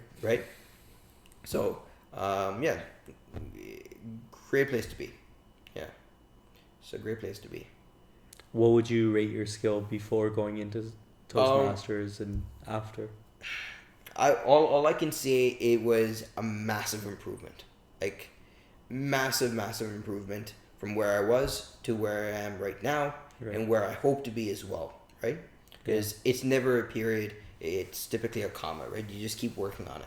Do any of your other family members also attend Toastmasters, whether it be Sean or so my dad, actually, he was the one who told me about Toastmasters. Oh, he attends as well? He encouraged me to. He was the one who encouraged me to attend. Mm-hmm. But he was a Toastmaster. He's not a Toastmaster currently, but he was a Toastmaster. Yeah. As he was working through DHL. Yeah. If you look at a lot of these management guys. Yeah. A lot of them, like I was with a CEO of a multi-billion-dollar company, and we were talking about Toastmasters, and he was part of the Toastmaster program. Wow. Yeah, so it's something that if you want to connect with the right people as well, it's a great place to be. Wow. Yeah, it's huge. Yeah. Would you say your dad's extremely charismatic? Yeah, absolutely. Extremely charismatic. Yeah. And where do you think that comes from, or just natural? No, I think it runs in the family, because my grandparents, his brothers, his sisters, extremely charismatic. All of them? Not all of them, but a number of them. They're on a whole nother level. So are they also doing like super well in their careers? Yeah. So a lot of them have retired, right? But yeah, they've all done extremely well, and yeah, it really comes down to, are you a people's person, right? Do you ever feel the need to measure up to like your dad's charisma and sales ability, or not really? I mean, it's not a competition, but I would love to be where he is. But I know that no matter how much I put in, he is at a different level. What do you mean? So the way that he thinks, the way that he understands people. Yeah. So he's also very, very street smart. Okay. So he can read people through and through like that. I unfortunately don't have that level of experience, and I think that's taken a lot of time. That's being the fact that he's been brought up in India, right? He knows how to read people, how to understand people, how to work with different people. No. It just Sorry, maybe that's the negative connotation, but yeah, like he knows how to interact. Yeah, he knows how to work with different people. Get them to do things, how to basically motivate people as well. So he's very, very good at that. And I've seen firsthand, no matter when we get on a call with a customer, it's like night and day. It's literally night and day. They gravitate towards him? Yeah. Because really? If at the start, great, this is your background, great. Yeah. But very quickly, and he's a professional sales guy. What do you mean? So, like, for example, if we are dealing with a certain chemical, he's already studied the bloody thing. So when he's talking to a customer, he's not just talking to a customer just like another transportation company. He knows, that specific chemical, and then we read thoroughly. Does he do it with you? Is the briefing done with you, or does he do it independently? No, we're all expected to do it. I know, but like, is it done together or is it done completely separately? We're expected to review the information, make our own notes, and we might have a pre-call and then jump onto the actual call. Oh, wow. But yeah, for the most part, we're expected. Don't come to a meeting not prepared. That's the worst thing that you can do. It's better to cancel the meeting and not show up, and reschedule rather than show up and talk, talk out of your ass. Right. Right. So yeah, that's my 2 cents. So what were you saying? Yeah. So he like it's night and day. What did? Yeah. So he comes in prepared. Continue. Yeah. So he comes in prepared, and every meeting that we have someone that's making notes. We all have to make our own notes, but we have someone that is there specifically just to make notes, and that's the meeting is then recapped, so we don't lose any information. And the customer has then the opportunity to come back on that email and give inputs if he or she feels that we missed something. That typically happens. But when you were saying night and day, like how does that conversation go? Like, why do they gravitate towards him? One is because he can speak to most people will entertain what a customer is asking for. So a customer, just keep in mind the customer may not even know, especially when shipping chemicals or let's say even like pharmaceuticals, they may have an idea of they may have a goal, right? This is what they want to do. They want to get their shipment to point A to point B, but they're kind of just grabbing at the air as to how they may do it. So we sit with a customer and tell them what is realistic rather than just most people will just take what a customer is asking for and quote on it. Mm-hmm. That doesn't add any value. No. Right? So you have to understand what a customer is doing, what is their end goal, what are they looking to do, and then you build a solution around that. Mm-hmm. So, yeah. And because he is able to like guide them step by step, they naturally go, oh, he's the we'll talk to him kind of thing. Because the reason we started this conversation initially was like it's a clear cut, like soon after the greetings it's clear that like, oh, we're gonna talk to Trevor a lot more than the others kind of thing. You know what I mean? Yeah. Or they gravitate towards him. That's the right word. Sorry for my miscommunication. They gravitate towards him. Yeah. And then you were explaining why that is. Yeah. So again, the reason for that is because he's got such a deep understanding. Right. Okay. And he can talk shop with them. Yeah. And explain to them, and like off the cuff. Well, he's of course he's got years of experience. Right. So nothing he says is just off the cuff. Right. Right. Right. There's a lot of reasoning behind it. So that in itself is extremely valuable. Customers gravitate to that because they're so used to people just saying, we offer great service. We can do X, Y, Z. Well, but okay, what are your needs? Right. Mm-hmm. Tell me about how. What are you trying to achieve, and let's build a solution around that rather than we telling you everything that we can do. Right. And and that's it. Right. Yeah. So, does that answer your question? It does. Yeah. Okay. Absolutely. Okay. Great. Do you want to talk about the growth of the company, whatever you can share?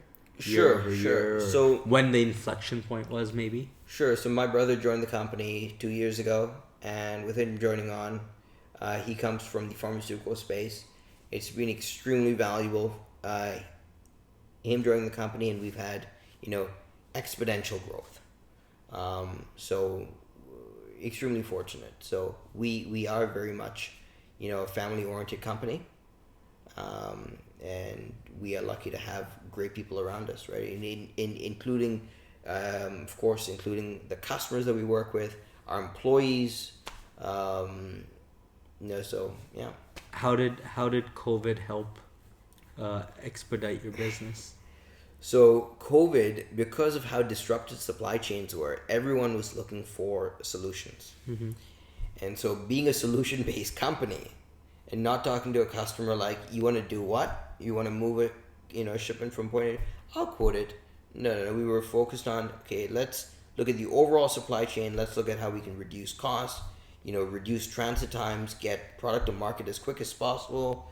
And that was the goal. Customers wanted product as quick as possible because they were dealing with so many supply chain challenges. So much product was actually being air freighted because production plants were behind their raw material schedules, so they had to air freight product because customers were realizing that that product was not going to arrive on time, and that again air freight, and you're talking about air freighting these large quantities of product, so it's not very cost effective. So by using our warehousing options across the U.S., you're able to warehouse at least some product. Did you have to shut down certain warehouses because of COVID starting? Was there a lot so of it was crazy because we had warehouses that would literally go dark. We had they wouldn't exist anymore? No. As in our entire warehouse. Yeah. 80%, 90% of the staff would have COVID. Oh, wow. Yeah. And this was before the COVID vaccines, and this is in the US. Yeah. So keep in mind, right, the politics of COVID is at another level. So with that being said, 80 to 90% of these workers would get COVID. Yeah. Right, including the management, and all of a sudden we would have these containers stuck. Yeah. And so, did you ever personally visit these warehouses or no? Yeah, absolutely. We have lots of pictures. While COVID was. Going on? Yeah, absolutely. Yeah. That's insane. We just wear our mask and we show up. We hope we hope that all works out. I remember COVID started and I went to a FedEx warehouse. Yeah. Oh man. We were doing a robot there, and as soon as we get in, they're like, "Yeah, man, 96% of the people here have COVID." It was the scariest. Yeah. I've never felt that scared in my life. Yeah. And now just imagine. I wore 3 masks that day, from top to bottom. Yeah. It was petrified. It was a crazy time, and you did not know what the hell COVID was. And for some reason, warehouses were so lenient. They wouldn't wear a mask. They wouldn't do anything. That's how they got 96% at least at the warehouse I'm talking about. Super lenient in terms of regulations. Yeah. In the U.S. even more so, right? So it's and especially the South, right? But again, it's their culture. It is what it is. Yeah. But I was just shocked that the world is going crazy over this epidemic that no one knows how bad it could be, and then warehouses, they're the most chill people in the world, right? And the people that are actually showing up to work, to do the job, they're a little bit more relaxed, and that's how COVID is. It's just spreading around the warehouses like crazy. Yeah, the one our warehouses, it was literally 1 week we would have one warehouse down, the next week we would have another warehouse down. It was nuts. So then, what do you do in that case? When a warehouse goes down? What are you doing? You're calling another warehouse? Can you please keep our stuff these down? are highly compliant warehouses. You Then just don't go find one just like that. Then what do you do? You pay massive fines. We were paying massive fines. And when you pay the fine, the warehouse can open up again? No. Then? The warehouse is down. There's no going back into that. Then didn't you just lose the customer? No. Because we did not bill our customers for that. So we actually absorbed a lot of that. It's crazy. Can we talk about? I think this you can talk about, hundreds of thousands of dollars. I don't want to say specifically. Yeah. But our goal is crazy money when the warehouse goes down, right? Yeah, because you've lost that lifeline, right? No, it's huge. And so we lost drivers to COVID. They passed away. Drivers that had worked there for 20, 30 years. Whoa. Yeah. That is. Yeah. That's insane. Yeah. So, people that were extremely loyal, and unfortunately COVID, it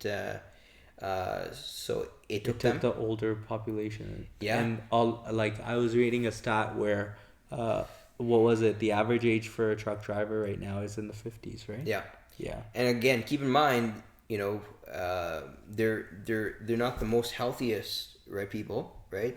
They're on the road, they're eating unhealthy, so that definitely takes a toll on their body. So COVID it really hit them the most. Yeah. They were the most at risk, and they were the ones that were on the road doing the jobs, meeting all these people when everyone was at home.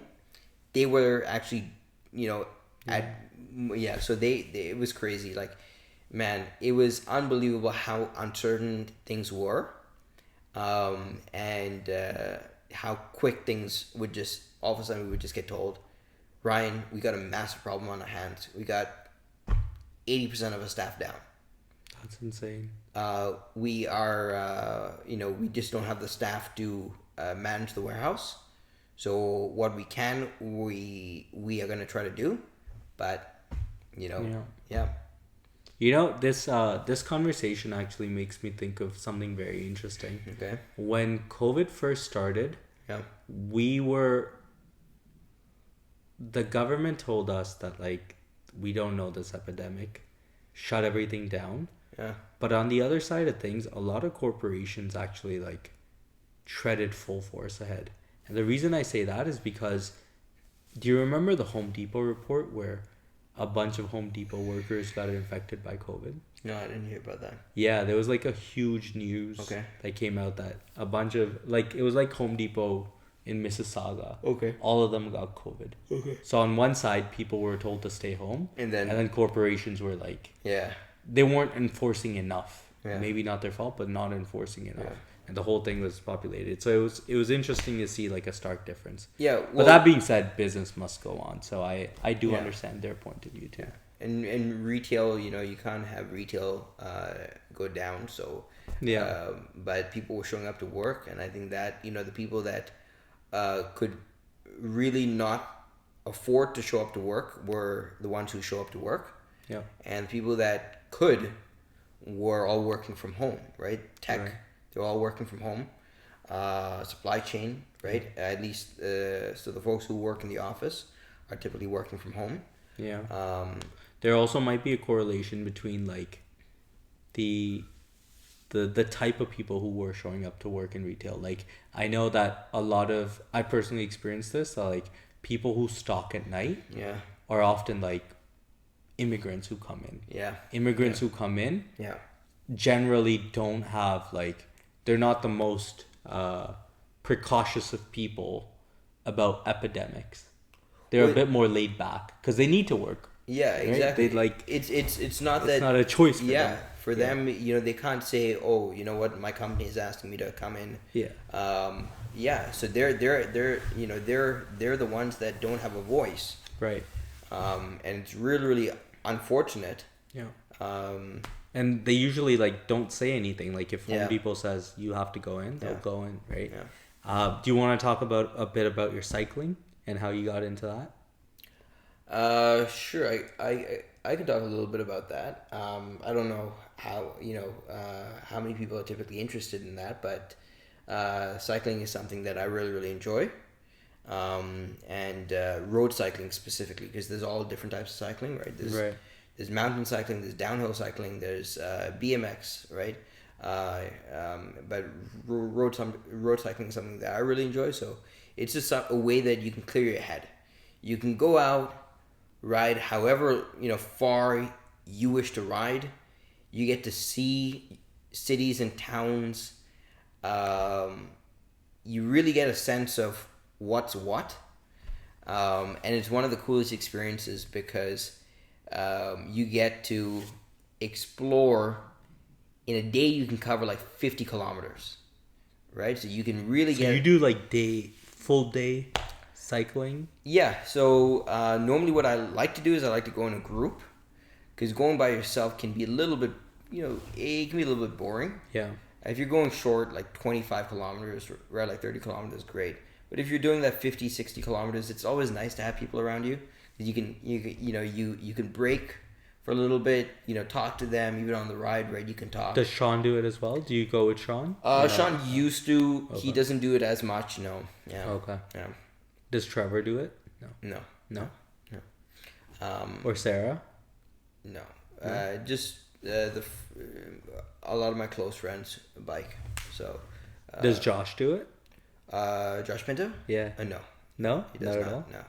I tried to get him into it. We actually went biking once. Okay. The only time. Yeah. He rode Sean's bike. I rode mine. Okay. And it was actually pretty funny because, Josh is really really fit. So Yeah. this is a good friend of mine. Yeah. And so Josh is extremely fit, but when you're cycling, Yeah. I guess it's working at different muscles. Okay. So it was pretty funny. We started in the morning. I think it was like 7:30 in the morning or like 7 o'clock in the morning. Yeah. And so there's no traffic on the road. Yeah. It was a weekend. Had a great ride, but that was his first time and that was his only time. Why? What did he say after he came back? He just didn't like the fact that I think one was riding on the road. It's not very comfortable, and he doesn't. He didn't like the idea that, he wants to focus on certain muscles. Cycling does not work out those muscles. Like, did his quad hurt or something after doing it? Yeah, I mean he doesn't care about that. It's just more so he wants to focus on working out a certain type of muscle. Yeah. And here you are on a cycle, doing something completely different. Yeah. So, but I enjoyed it. I love it, and I think the freedom of being able to ride anywhere without having to, pay for gas. So that's one reason why. So a lot of people are like, Ryan, how come you don't have a car? Yeah. You used to love cars so much. How come you don't have a car? You work in transportation. And the way that I look at it is, one, I'm typically working from home. I'm working from a warehouse. And to get to the warehouse, I'm typically always living pretty close. I can always carpool with someone, right? And so I don't feel a need to own a car. And I have no inclination to. Right? So if you ever see the way that I live, it's extremely simple. I have a bed, I have a desk, I have my gaming PC, I have my workstation. But don't you have a really nice mattress? Yeah, I have a really nice mattress. Yeah. Guess how much the mattress is. Go ahead. Tell them. So it's... This is not confidential. I know this for sure. Go ahead. Okay, so... He lives very simple. Go ahead. Yeah, so it's an expensive mattress, okay? And it's a nice mattress because sleep is really, really important. So that's one thing I would not cheap out on. Okay. The area that I work on, right? My table is a custom table. I made it myself. Yeah. I sanded it myself. Wow. I stained it myself. Wait, does it go up and down too? It goes up and down too. Yeah. Okay, so you got the up and down mechanism from like Home Depot or something, and then the slab from Niagara Falls, or how does exactly? It Yeah. Okay. Yeah. So the desk itself, so the legs are actually Bosch. Nice. Bosch legs. Yeah. They're really really good, and the wood I got it. It's actually real wood, and had to sand it down. Yeah. Stained it. You stained it too? Yeah. Wow. I epoxied it, which is you basically fill in, the holes. If you want to see a picture, I can show you afterwards. I would love to. Yeah. Maybe we'll put it up too. Yeah, and so I set up also these dual screens, which tilt, which move around. How many screens do you work? So I work with 3 screens. Like your laptop and 2 screens? Yeah, so laptop and 2 screens, yeah. And how do you connect the laptop with 2 screens? Is it a VGA and a HDMI? So the great thing about this was I have a dock. Okay. So I stand by ThinkPads. Okay. And I love ThinkPads. Yeah. So prior to I was using an Apple, and I don't know how people work on Apples, honestly. Yeah. But people do. Yeah. I tried to. Yeah. But I switched over to a PC and a ThinkPad, and it was night and day. Anything I need, I can call up. I can call up the brand. And they you've done that? Yeah, and they've sent me like multiple batteries. They've sent me multiple docks. Yeah. For free? For free. Yeah, it's crazy. Like their after service is unbelievable. Like, what do you say? You say, "Oh, my battery's dying." Yeah, like literally. For example, like I had what was it? There was something wrong with my laptop. It was like a cooling issue.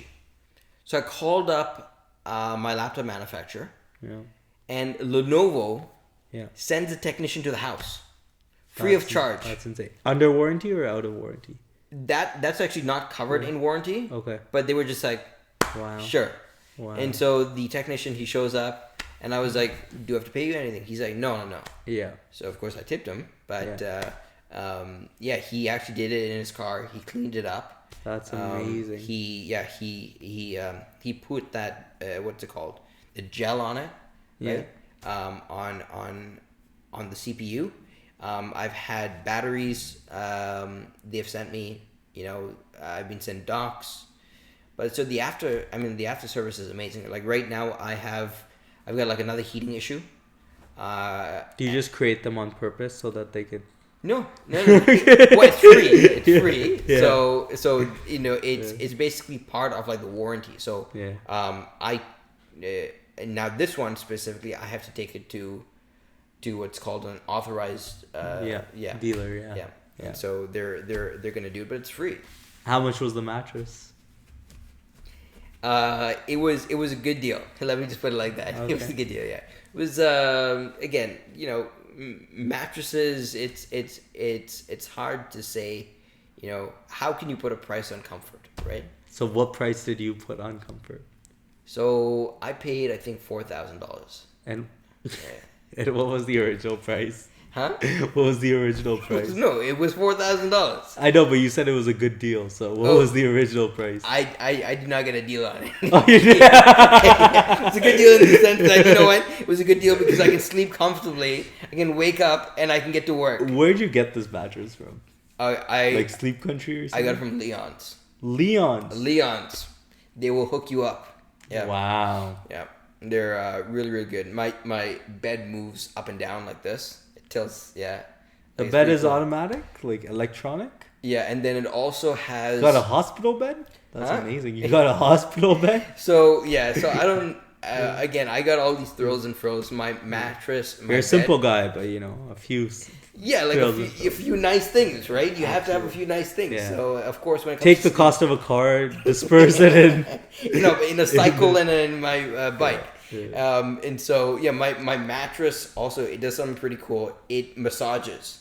Do you use that feature? I've never used that feature. I've not used the up and down feature, and I've not used the so. Then why'd you buy it? Because I thought it would be a cool. I thought you thought you'd use it more. I thought I would use it. Yeah. No, use it. I don't use it. Yeah. So I realized. But it massages really well, or decently. I haven't used it. I wouldn't know. You didn't even do it once. I lied on it once. Yeah. I used I clicked on it. Yeah. I was like, this is cool. Turned it off. That's it. Like I did it for like 2 minutes just to test it out. Have you ever tried them? Have you done a massage before? Yeah. Yeah. Okay.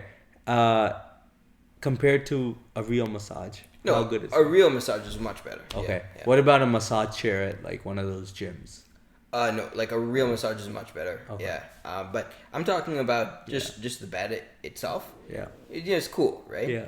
I realize I'm a simple guy. I'm not going to use all these thrills and frills. Yeah. There's a reason why I don't use it. You Yeah. know. So I got this really nice thing, but I was like, yeah. Is it what kind of like? It's super comfortable, I assume. Oh yeah, really comfortable. Yeah. I mean, it's a bed. You sleep better than before. Yeah. Oh my god. Yeah. Yeah. Okay then. Yeah. So I definitely moved up in the world. So I started by when we first moved to Canada, we had mattresses without any bed. Okay. Yeah. Right. So we were sleeping on our mattresses was right as close to the ground as possible. Right. It was comfortable. Yeah. But now, oh my god, the sleep is awesome. Yeah. That's So Leon's. That's Yeah. good to hear. For those who are mattress shopping. Yeah, absolutely. Do you want to talk about your gaming things? So we actually started as a gaming podcast. You might not know this. Oh really? Before we switched into Broken Dreams. Okay. What games are you playing? Elden Ring. Okay. Hell Let Loose, which is a World War II shooter, Nice. which is one of my favorite games. Are you a pure PC gamer? Yeah. Or Yeah. I don't you have a PS5? Sean has a PlayStation 5, which I do not touch. I've only played it like twice. You because he doesn't let you touch it? No. No. You know, he's completely open. Yeah. He's like, okay. yeah. Then. But I just don't like playing on console. Like I have a PlayStation controller that I use for PC, but just because I don't know, I just like playing on PC. Okay. Yeah. Okay. So I have a really really nice gaming PC. It's got like the 4080 graphics card. You bought. You made it yourself. I got the store to build it. Okay. Nice. Yeah, and it's got a 4080 graphics card. It's got Nice. 13K CPU. Yeah. It's got an amazing like setup when it comes to fans. I think it's got like 9 fans inside. Do you use that for your work too? No. No. What I like to do is keep my work and my gaming separate. Got it. So I like that, yeah. So work laptop is the ThinkPad, and then gaming is a completely separate. Yeah. Yeah. Because that way, I find that when you have access to it, especially someone that has ADD, Yeah. the lines always get blurred. Yeah. Right? You can always turn and play. But I find that when you have it on a different system, you have to Turn it off. And then... put your laptop to sleep. You have to turn on your gaming PC. You have to go through that process. So your brain's going, no, I have to work. It's not going to happen. So, yeah. Do any of your other family members have ADD? See, I don't know. Or even just a little I don't bit, know. or no? I don't know because I checked around, of course, when I was or like diagnosed. even your siblings, do they have any No. sign or no? No. That's what's so unique. Yeah, peculiar. Yeah, but all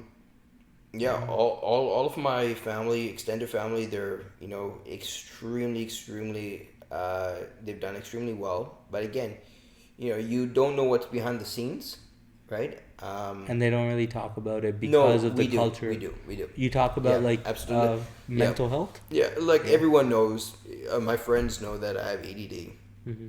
I'm very open with it. No, but they might not talk about, when you're saying behind the scenes, they might not talk about their struggles. No, they do. Oh, they do? Okay. Yeah. So, I shouldn't say that no one in my family does. I'm talking about my immediate family, no one has ADD.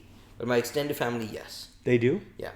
Okay. Yeah. And people that are extremely successful in my family have ADHD. Yeah. And yeah, they managed to build a really good life for them. Right. Themselves. Cope. Yeah.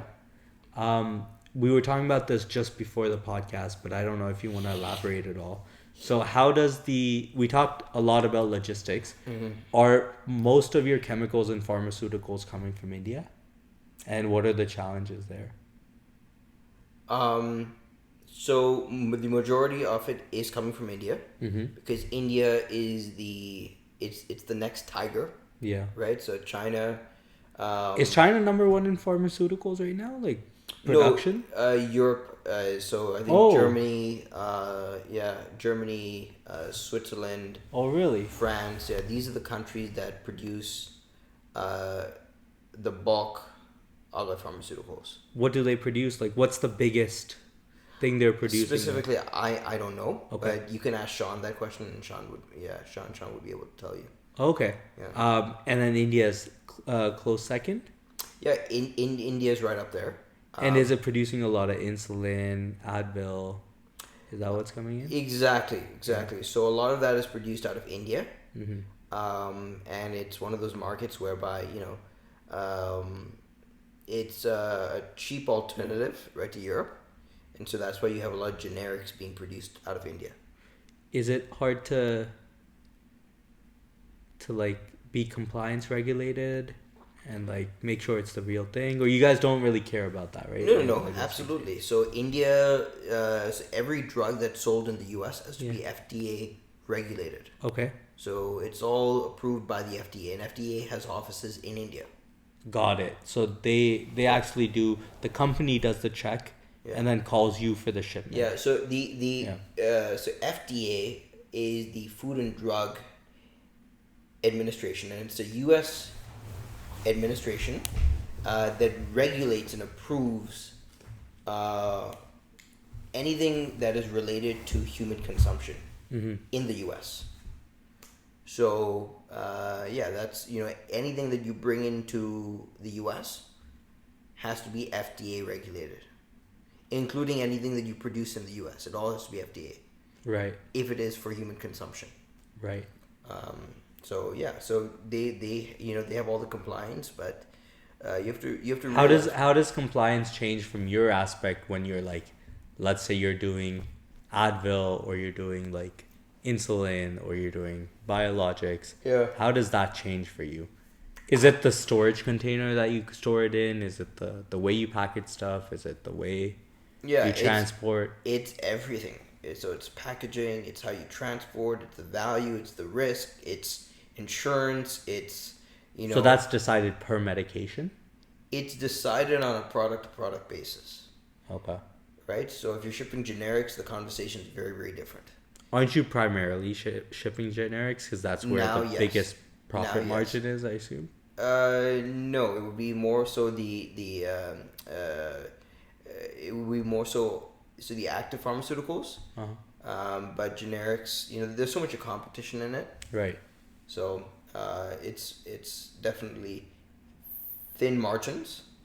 Generics is thin margin. Generics, absolutely. Okay. And so if you're doing that primarily, are you focusing on the volume aspects of it? Like selling so much volume that it... Yeah, we don't sell any drugs, right? Right. So we are working with companies that typically are either manufacturing or Right. are distributing. Right. Right? Right. And so keep in mind there's typically multiple layers involved. Mm-hmm. So that's why there are thin margins. Right? A manufacturer is not going to be looking at, a crazy margin. Right. Because he's competing in a market whereby there's so many other Indian generic and Chinese. Right. Right? So you have to be really, really competitive. You have to have a tight supply chain, and you have to have good relationships with your retailers, like your Walmart, your Target, your Kroger's, etc., etc. Yeah. Does Walmart or Kroger ever reach out to you directly? Directly, we do not deal with them. Okay, so it's usually the supplier side that you deal with. Yeah, because although we have had calls with them, Yeah. they operate extremely differently, and they aren't our focus. They aren't our focus because they ship everything, Yeah. and most of the stuff is all like, you have to ship it to like a Walmart DC. Right. So And Walmart, like, there's no retailer that's like producing pharmaceuticals right now, right? there's no retailer. Like There a is. Walmart, Costco. Mark Cuban. Yeah, but he's not a retailer. He's going direct, so he's working with CMOs, right. right? And So can that be a potential Yeah. opportunity for you? yeah, absolutely. Okay, wow. So Mark Cuban's company, absolutely, yeah. And has he already found a logistics company for...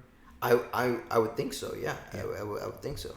Yeah. I think so. Yeah, that's a huge endeavor because what's his thing? He's going to do direct to customer, so therefore he's trying to undercut. I mean, there were like stats that said that he's trying to undercut the rest of the market by 90%, but like which pharmaceuticals is he focusing on? So that's the problem. Or right? is he doing everything and anything? Yeah, so if you actually look into it, again, it's Yeah. been a while since You looked into it? since I looked into the value of Mark Cuban's direct to customer business model, but the problem he's facing is doctors are paid kickbacks in the U.S. Yes. from big pharmacy. Yes. You can't just go and take a drug and try to sell it directly to customer, right? Because there's a lot of pushback on that. But isn't that what Amazon was doing anyway with like the pill capsule, like the capsule pills? They acquired a company, Pocket Pills. Generics, yes. Yeah. But if you're talking about across the board, no, it's very, very hard. So what he's doing, he has mentioned he's facing a lot of challenges. It's not as easy. Yeah. But, in time, I'm sure if anyone can do it, I'm sure, it's him. If anyone can do it, it's a multi-billionaire who owns the the Nets. Yeah, well, I think... I agree. Right. Yeah. So, yeah. What was the idea for Pocket Pills? Do you know? No. Okay. Because Pocket Pills was the idea. So Amazon acquires this pharmaceutical company, and the whole idea is you can order the pills off Amazon if you have a prescription. Oh, really? And there's nothing else that's Wow, required. that's pretty cool. Yeah. So they paid hundreds of millions of dollars for that company. Yeah. So I thought Mark Cuban and them were in direct competition. Although maybe he was saying that like Amazon takes a chunk of the profit. Because if you ever look at, have you ever heard of like Amazon? Well, you must have. You know, drop shipping on Amazon. Yeah. Amazon takes a huge cut of the Okay. drop shipping Yeah. business, and also there's like a bunch of suppliers, right? Mm. So maybe with the medication, it's going through the same thing where the markup's high. Yeah. Maybe Mark Cuban was just trying to remove all of that. Yeah. But whether it'll happen or not, who knows? Yeah. Well, it's currently happening. I know that he has a number of different meds That he's already. selling right Yeah. now? Yeah. Okay. He has quite a number of meds actually. Have you heard of anyone buying from his No, company? No, I have not. I have not personally. Yeah, because Okay. most of my network will typically still buy a very conventional method, Mm-hmm. right? Insurance basically pays for it, so yeah. Where do you see Oh, autonomous? so that's Yeah. one reason as well, because so Mark Cuban's company, you have to buy. You cannot use insurance. What? Yeah, Why not? because the way that the insurance companies and They also get pharmaceutical kickback? companies- yeah, they do. Yeah. So insurance companies and pharmaceutical companies, they've actually signed agreements. Yeah. So Mark Cuban actually cannot That's nuts. sell. That's been one of his biggest challenges. Sorry. Yeah. Go ahead. Keep going. Yeah. No worries. No. So yeah. So that's Yeah, there's no way that he'll actually get. Oh wow, yeah, that makes a lot of sense because every time you see a medication, if you're ever prescribed a medication and you see what the insurance pays, it's always hundreds of dollars, and then you're like, how can this medication cost $300? Yeah. It's 30 pills. Yeah, How so- could it? That's like now it makes sense if they're getting kickback. everyone They're gets just a kickback. hiking up. Everyone Yeah. gets a kickback. Yeah. That is bonkers. Yeah. How do you see autonomous vehicles coming into all of this? Have you looked into autonomous trucks? I have, Yeah. but the way that I Do you look know at it- any off the top of your head? I do. Yeah. Which ones were you looking So at? there's actually a number of Canadian. You were looking at Canadian autonomous trucks? Because this is where it gets so interesting. You mean Embark trucks? Is that what you mean? So Embark is one of them. Yeah. That was. Do you know I started went by- to... So I was in the class with the guy who started Embark. Really? Yeah. No way. Yeah. But he went to. So he went to Waterloo, right? Yeah, and then But dropped you- out. Yeah, but you went to. I thought I went you, to Waterloo. You did. Yeah, So how did Sean meet you? yeah. Through Vishnu and them. Okay, understood. Yeah. Vishnu's like a childhood friend of mine. Okay. And Karan's my neighbor. Okay. Yeah. Okay. Yeah. So Embark. Yeah. That's a pretty interesting company. Why is it interesting? Did you talk to Alex? So I reached out to one of their. I don't know. Right, their top guns. Like Alex, the founder? No. Okay. One of his direct reports. Okay. This was probably a year ago. Okay. And I wanted to understand, what they had in mind. Would they be interested in getting feedback? Because, I deal with drivers every day. Absolutely. And so the way that I look at it is they're talking about fully autonomous, right? Every company right now is talking about fully autonomous. Yeah. The way I look at it is you cannot replace the driver. The reason I why they're talking about fully autonomous is because they want to save costs. So I think there's a nuance there. I don't know if they were talking about fully autonomous. They were talking about autonomous from through the highway, like the highway segment. Yeah. So there's Yeah. while on the highway you could be autonomous and as soon as you get into like the city streets, right, like the driver has to take over. Exactly. But the way that they're pitching it, Yes. it sounds like it's fully autonomous. Like they wanted They to are. go into like a fully. That's why Yeah. they had they went public, and they had a $5.5 billion evaluation. Do you know To what the respect. market cap is now? Right now. I don't remember. I looked into it, but I can't recall. How much is it? It's down significantly. Yeah, we can look into it. All of Yeah. these companies, they IPO crazy. No. You look at it now, even like before this whole market downturn, they'd gone down by so much. So hot take, but I actually think, I don't know if autonomous vehicles will be a thing. Yeah. And that is really being proven through this recession.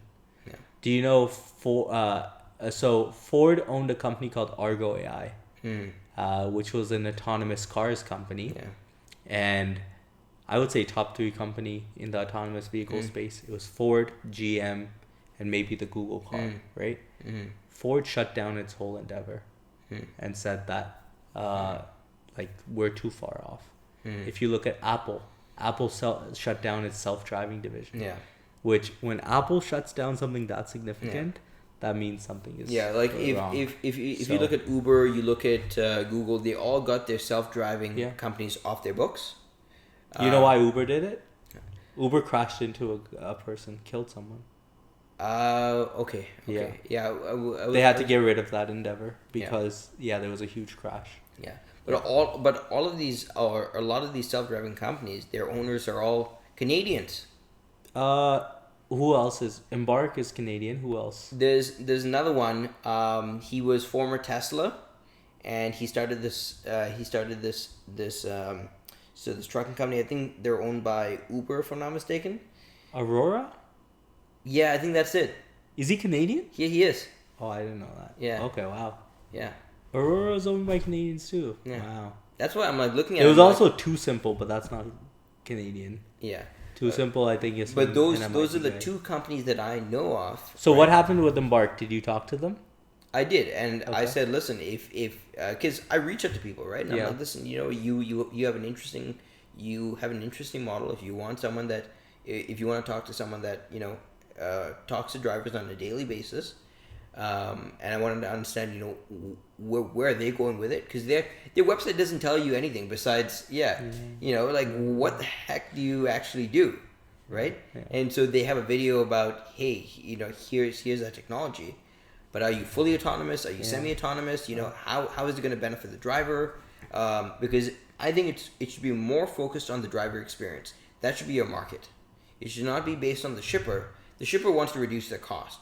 But the shipper's not going to go buy trucks. Yeah, absolutely. The shipper's not. So they were a per mile. They're a per mile. Yeah, they business model. Yeah. Yeah. But so what did they invite you to the plant and you go? No. I reached out to them. They got back to me. We had a brief chat. Okay. But thereafter, it seemed like they weren't really sure as to what they wanted to do. Yeah, they like, I haven't talked to them in quite a while, but they always seemed like they were after the DHL, the FedEx, like the big dogs. Yeah, and so it's true. Like maybe they weren't looking for like a small partnership. Yeah, and so if you look at like the trucking space, it's owner operators. Yeah. Right. It's not DHL. It's not right. It's not FedEx. Yeah. And they're talking about tractor trailers.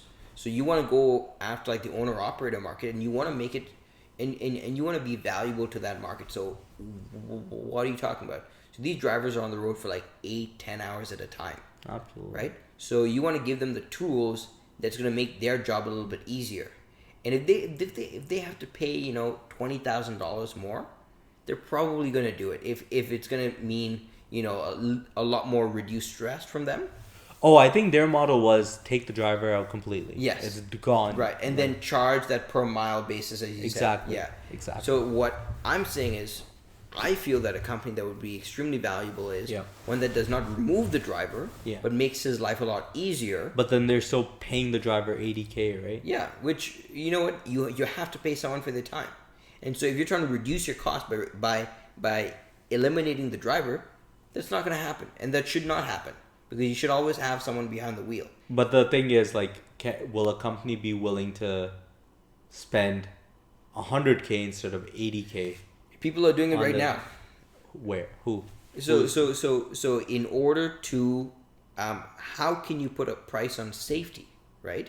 So if you're going to invest on a $150,000 truck, if you're going to, if this technology is going to cost even, let's say, 10% more, right? Mm-hmm. But it's gonna, but the driver's gonna be a lot more safer. It's the owner operators that buy the truck. Right. It's not the trucking companies.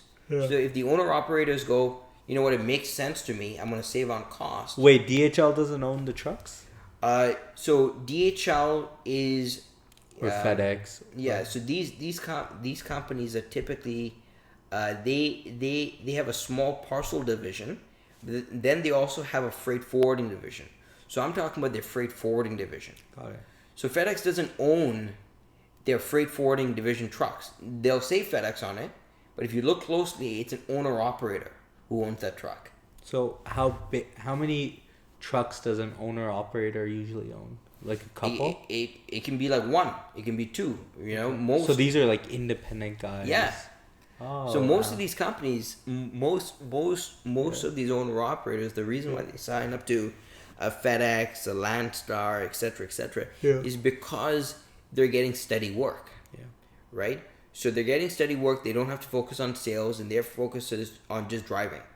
So if you're making already a decent amount, Right. working at a FedEx, and a FedEx will say, listen, if there's something that's going to be a lot more safer, it's going to be a top-down approach. Your trucks have to have this.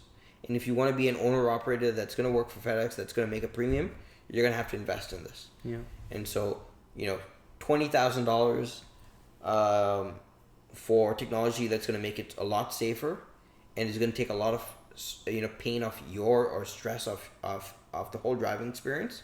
Great, Right. So, that's it's something that I can see it being extremely, extremely valuable, and something I would invest in. Like, I would personally invest into that technology, which is keeping the driver in the truck and is adding a little bit more to the cost of the truck. But I know that the driver's going to invest in it because he's looking at it going, sure, I'm going to get a top of the line asset. Yeah, like a driver assist technology. Yeah, absolutely. Yeah. That's a very fair point. That's a very, very fair point. Yeah, like we spend, just on our cars alone, we spend $5,000 to $10,000 on our, thrills and frills, right? What's $20,000 in a truck? Yep, absolutely. Especially like if you really want to get into that conversation, if you can lower a driver's wage from 80K to 60K because he doesn't need to be all hands on the wheel. No. You do not want to talk about lowering driver pay. You want to focus on, if anything, it's about safety. Yeah, drivers are not paid for the work that they do the way that they should be. Yeah. Right? So you're talking about people that are on the road constantly, away from their families. Yeah. Right? That is not factored into their pay. No, you're right. Right? Yeah. So I think if they don't really have a work-life balance. They don't. Yeah. And it takes such a toll on your health. Yeah. Right? So I think if you look at it, they should be compensated, and they should be compensated a lot more in what they do. Right. And no, that's a very fair point. Yeah. So a lot of our vendors, I can tell you this, they will move heaven and earth to move our shipments, because we have that type of, we treat them well. Yeah. We pay them well. When you say vendors, like, do you employ truck drivers? Yeah, drivers. Yeah. Oh, you do? Yeah. So drivers, I'm talking. How many do you have?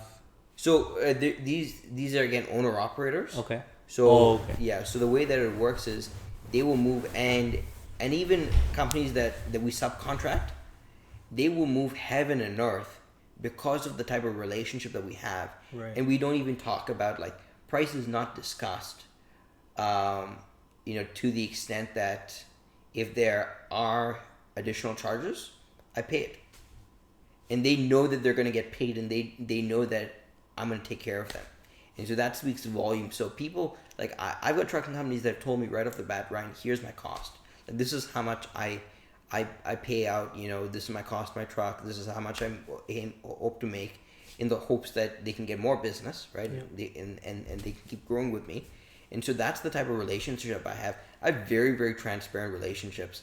But I treat people, just because, I know your cost is, X amount, I'm not going to, try to haggle and haggle you. That's fair. Right? I'm going to treat you like, you know what? I know that you're getting up at 4 o'clock in the morning to pick up a load out of an airport and waiting there 4 to 5 hours. That is nuts. Right? That's nuts, yeah. All these other companies, you know what they do? They wait for that cargo to arrive, and then they send in the truck. My guys will go to the airport and wait there, because we already know when the cargo is tentatively gonna, be ready by. Mm-hmm. And all these other companies, all these big freight forwarders, they'll say, no, the shipment's not ready. Well, you should know when the shipment's roughly going to be ready, and if it's not ready by that time, you should probably call them, call the airport and check. Right. So that's what we do. Like, we'll push our way and make sure that things get done and those shipments get moving, because we know that shipment has to get picked up, go to our customer where it's going to get repackaged, Right. and then it's going to ship to either a factory or it's going to ship to the likes of a retailer, and then off it goes. So time is extremely, extremely important. Right. Yeah. So a driver is going to be sitting there for 5 hours. You know, he should be compensated for his time. Absolutely. Right? And he doesn't have to ask me, Ryan, I've been sitting there for 5 hours. Great. But I have it in my system. I can see, the driver's been sitting there for X amount. Because we track that as well. So even a non-contract driver. What, do you use like Geotab? Yeah, it's like some type of geo mapping or something like Okay. that. So I can pull up, I can see exactly what time they went to the site. And I can see. And you pay them per hour, or is it a salary? No, so Or the operator? yeah, so how it works is my third party, right? The people that I typically subcontract, Yeah. I'm paying them on the job, Got it. Yeah. right? And so that way, if they want to do like other work, right, they can, right? They aren't just contracted by me, Right. and so that works really, really well for them. And they really, really enjoy it. And I hear horror stories. Ryan, I'm working with so and so. They haven't paid me on time. Right. We pay you in Immediately. yeah, it's unbelievable. Like all these other companies, they'll basically nickel and dime you. Right. But we're in the business of treating people right. Right. You work with us, we'll basically treat you right. Right. Right? And you basically do a good job. That's what it comes down to. Right. It's a Yeah. very trusting relationship, right? Yeah. Like, you do the work and I will Yeah. abide by you. Yeah. Like I know my drivers, Right. I get to know about their families. I get to know I remember Christmas. We had a couple of drivers that were trying to get home for Christmas. I had a warehouse manager come and unload trucks the weekend before Christmas, so that they would get home on time. Wow. Then I also found them loads to get them back from where they picked up from all the way back to Texas, back to PA, right? So wherever, to make sure that they got home. And if they were going to lose money, I was going to make up that difference, Yeah. right? So how can you, Yeah. so that just that develops a lot of trust. It builds, So, yeah. Absolutely. Yeah. So anyway, One last question I do sure. have Tell me. is, was it ever hard to go from a fixed salary to working on your own? No. Did you ever feel No. a discrepancy at all? No, Where I you love had a stable income and then Were you guys doing well as soon as you joined on, or were there a few years of struggle? No, so the way that I look at it is, Yeah. If you are getting paid a salary, Yeah. right, and there's a lot of consistency. The way that I work, I don't mind. You don't mind that that fear of yeah, I've got no qualms of it, right? So I don't mind. The fact is working for yourself, being responsible for making X amount of dollars, and the opportunities are huge, right? So as long as you can deliver value, as long as you can be professional, yeah. Sky's the limit. Right. Whereas in a job, sky is not really the limit. Well, again, it's what different people want, right? Right. So there's nothing wrong with a job, Absolutely. right? Absolutely. There's nothing wrong in going to work, paying your dues, Absolutely. and then getting paid. Absolutely. But working for yourself, you get to be a lot more in control. Right. So money comes in both ways, right? Right. You're gonna make money working on a job, or you're gonna make money working for or owning your own company, Right. right? Absolutely. But what you don't get is control, right? So with your own company, you get to specify what type of verticals you focus in, how you can add value to your customers. You can change your business model very, very quickly if need be. Right. You can be a lot more nimble versus working for someone else. You're always confined to the peg that they put you in. Right. Right, you move up through the ranks, but even a CEO of a large company, is still asking his board and Yeah. his stakeholders. Yeah, he's responsible to the stakeholders. Stakeholders tell him, you can't do this, you can't do this, we don't like this direction, you're fired, etc., etc. Here, we're in control of our own destiny, Right. which I think is pretty exciting, and I think that's It's huge. Yeah. Do you ever feel like you're in control of your own time as well, even though you're working for such long hours? Yeah, absolutely. Because if you want to take a break, you can. I mean, even if you work in a job, you can. But I think a job is more so. You have these defined. You have to ask and it's a defined chunk. But you are responsible for your own success. Working for yourself. And that being said, you basically put in the work. Right. And a job too, you have to put in the work. You're working long hours, so there's not much of a difference. Right. But I think more so is you're in control of your own destiny. That's huge. Right. Well, thank you very much for this. I appreciate it. No worries. It's a pleasure having you. Thank you. We'll see you guys next week. Okay, cheers.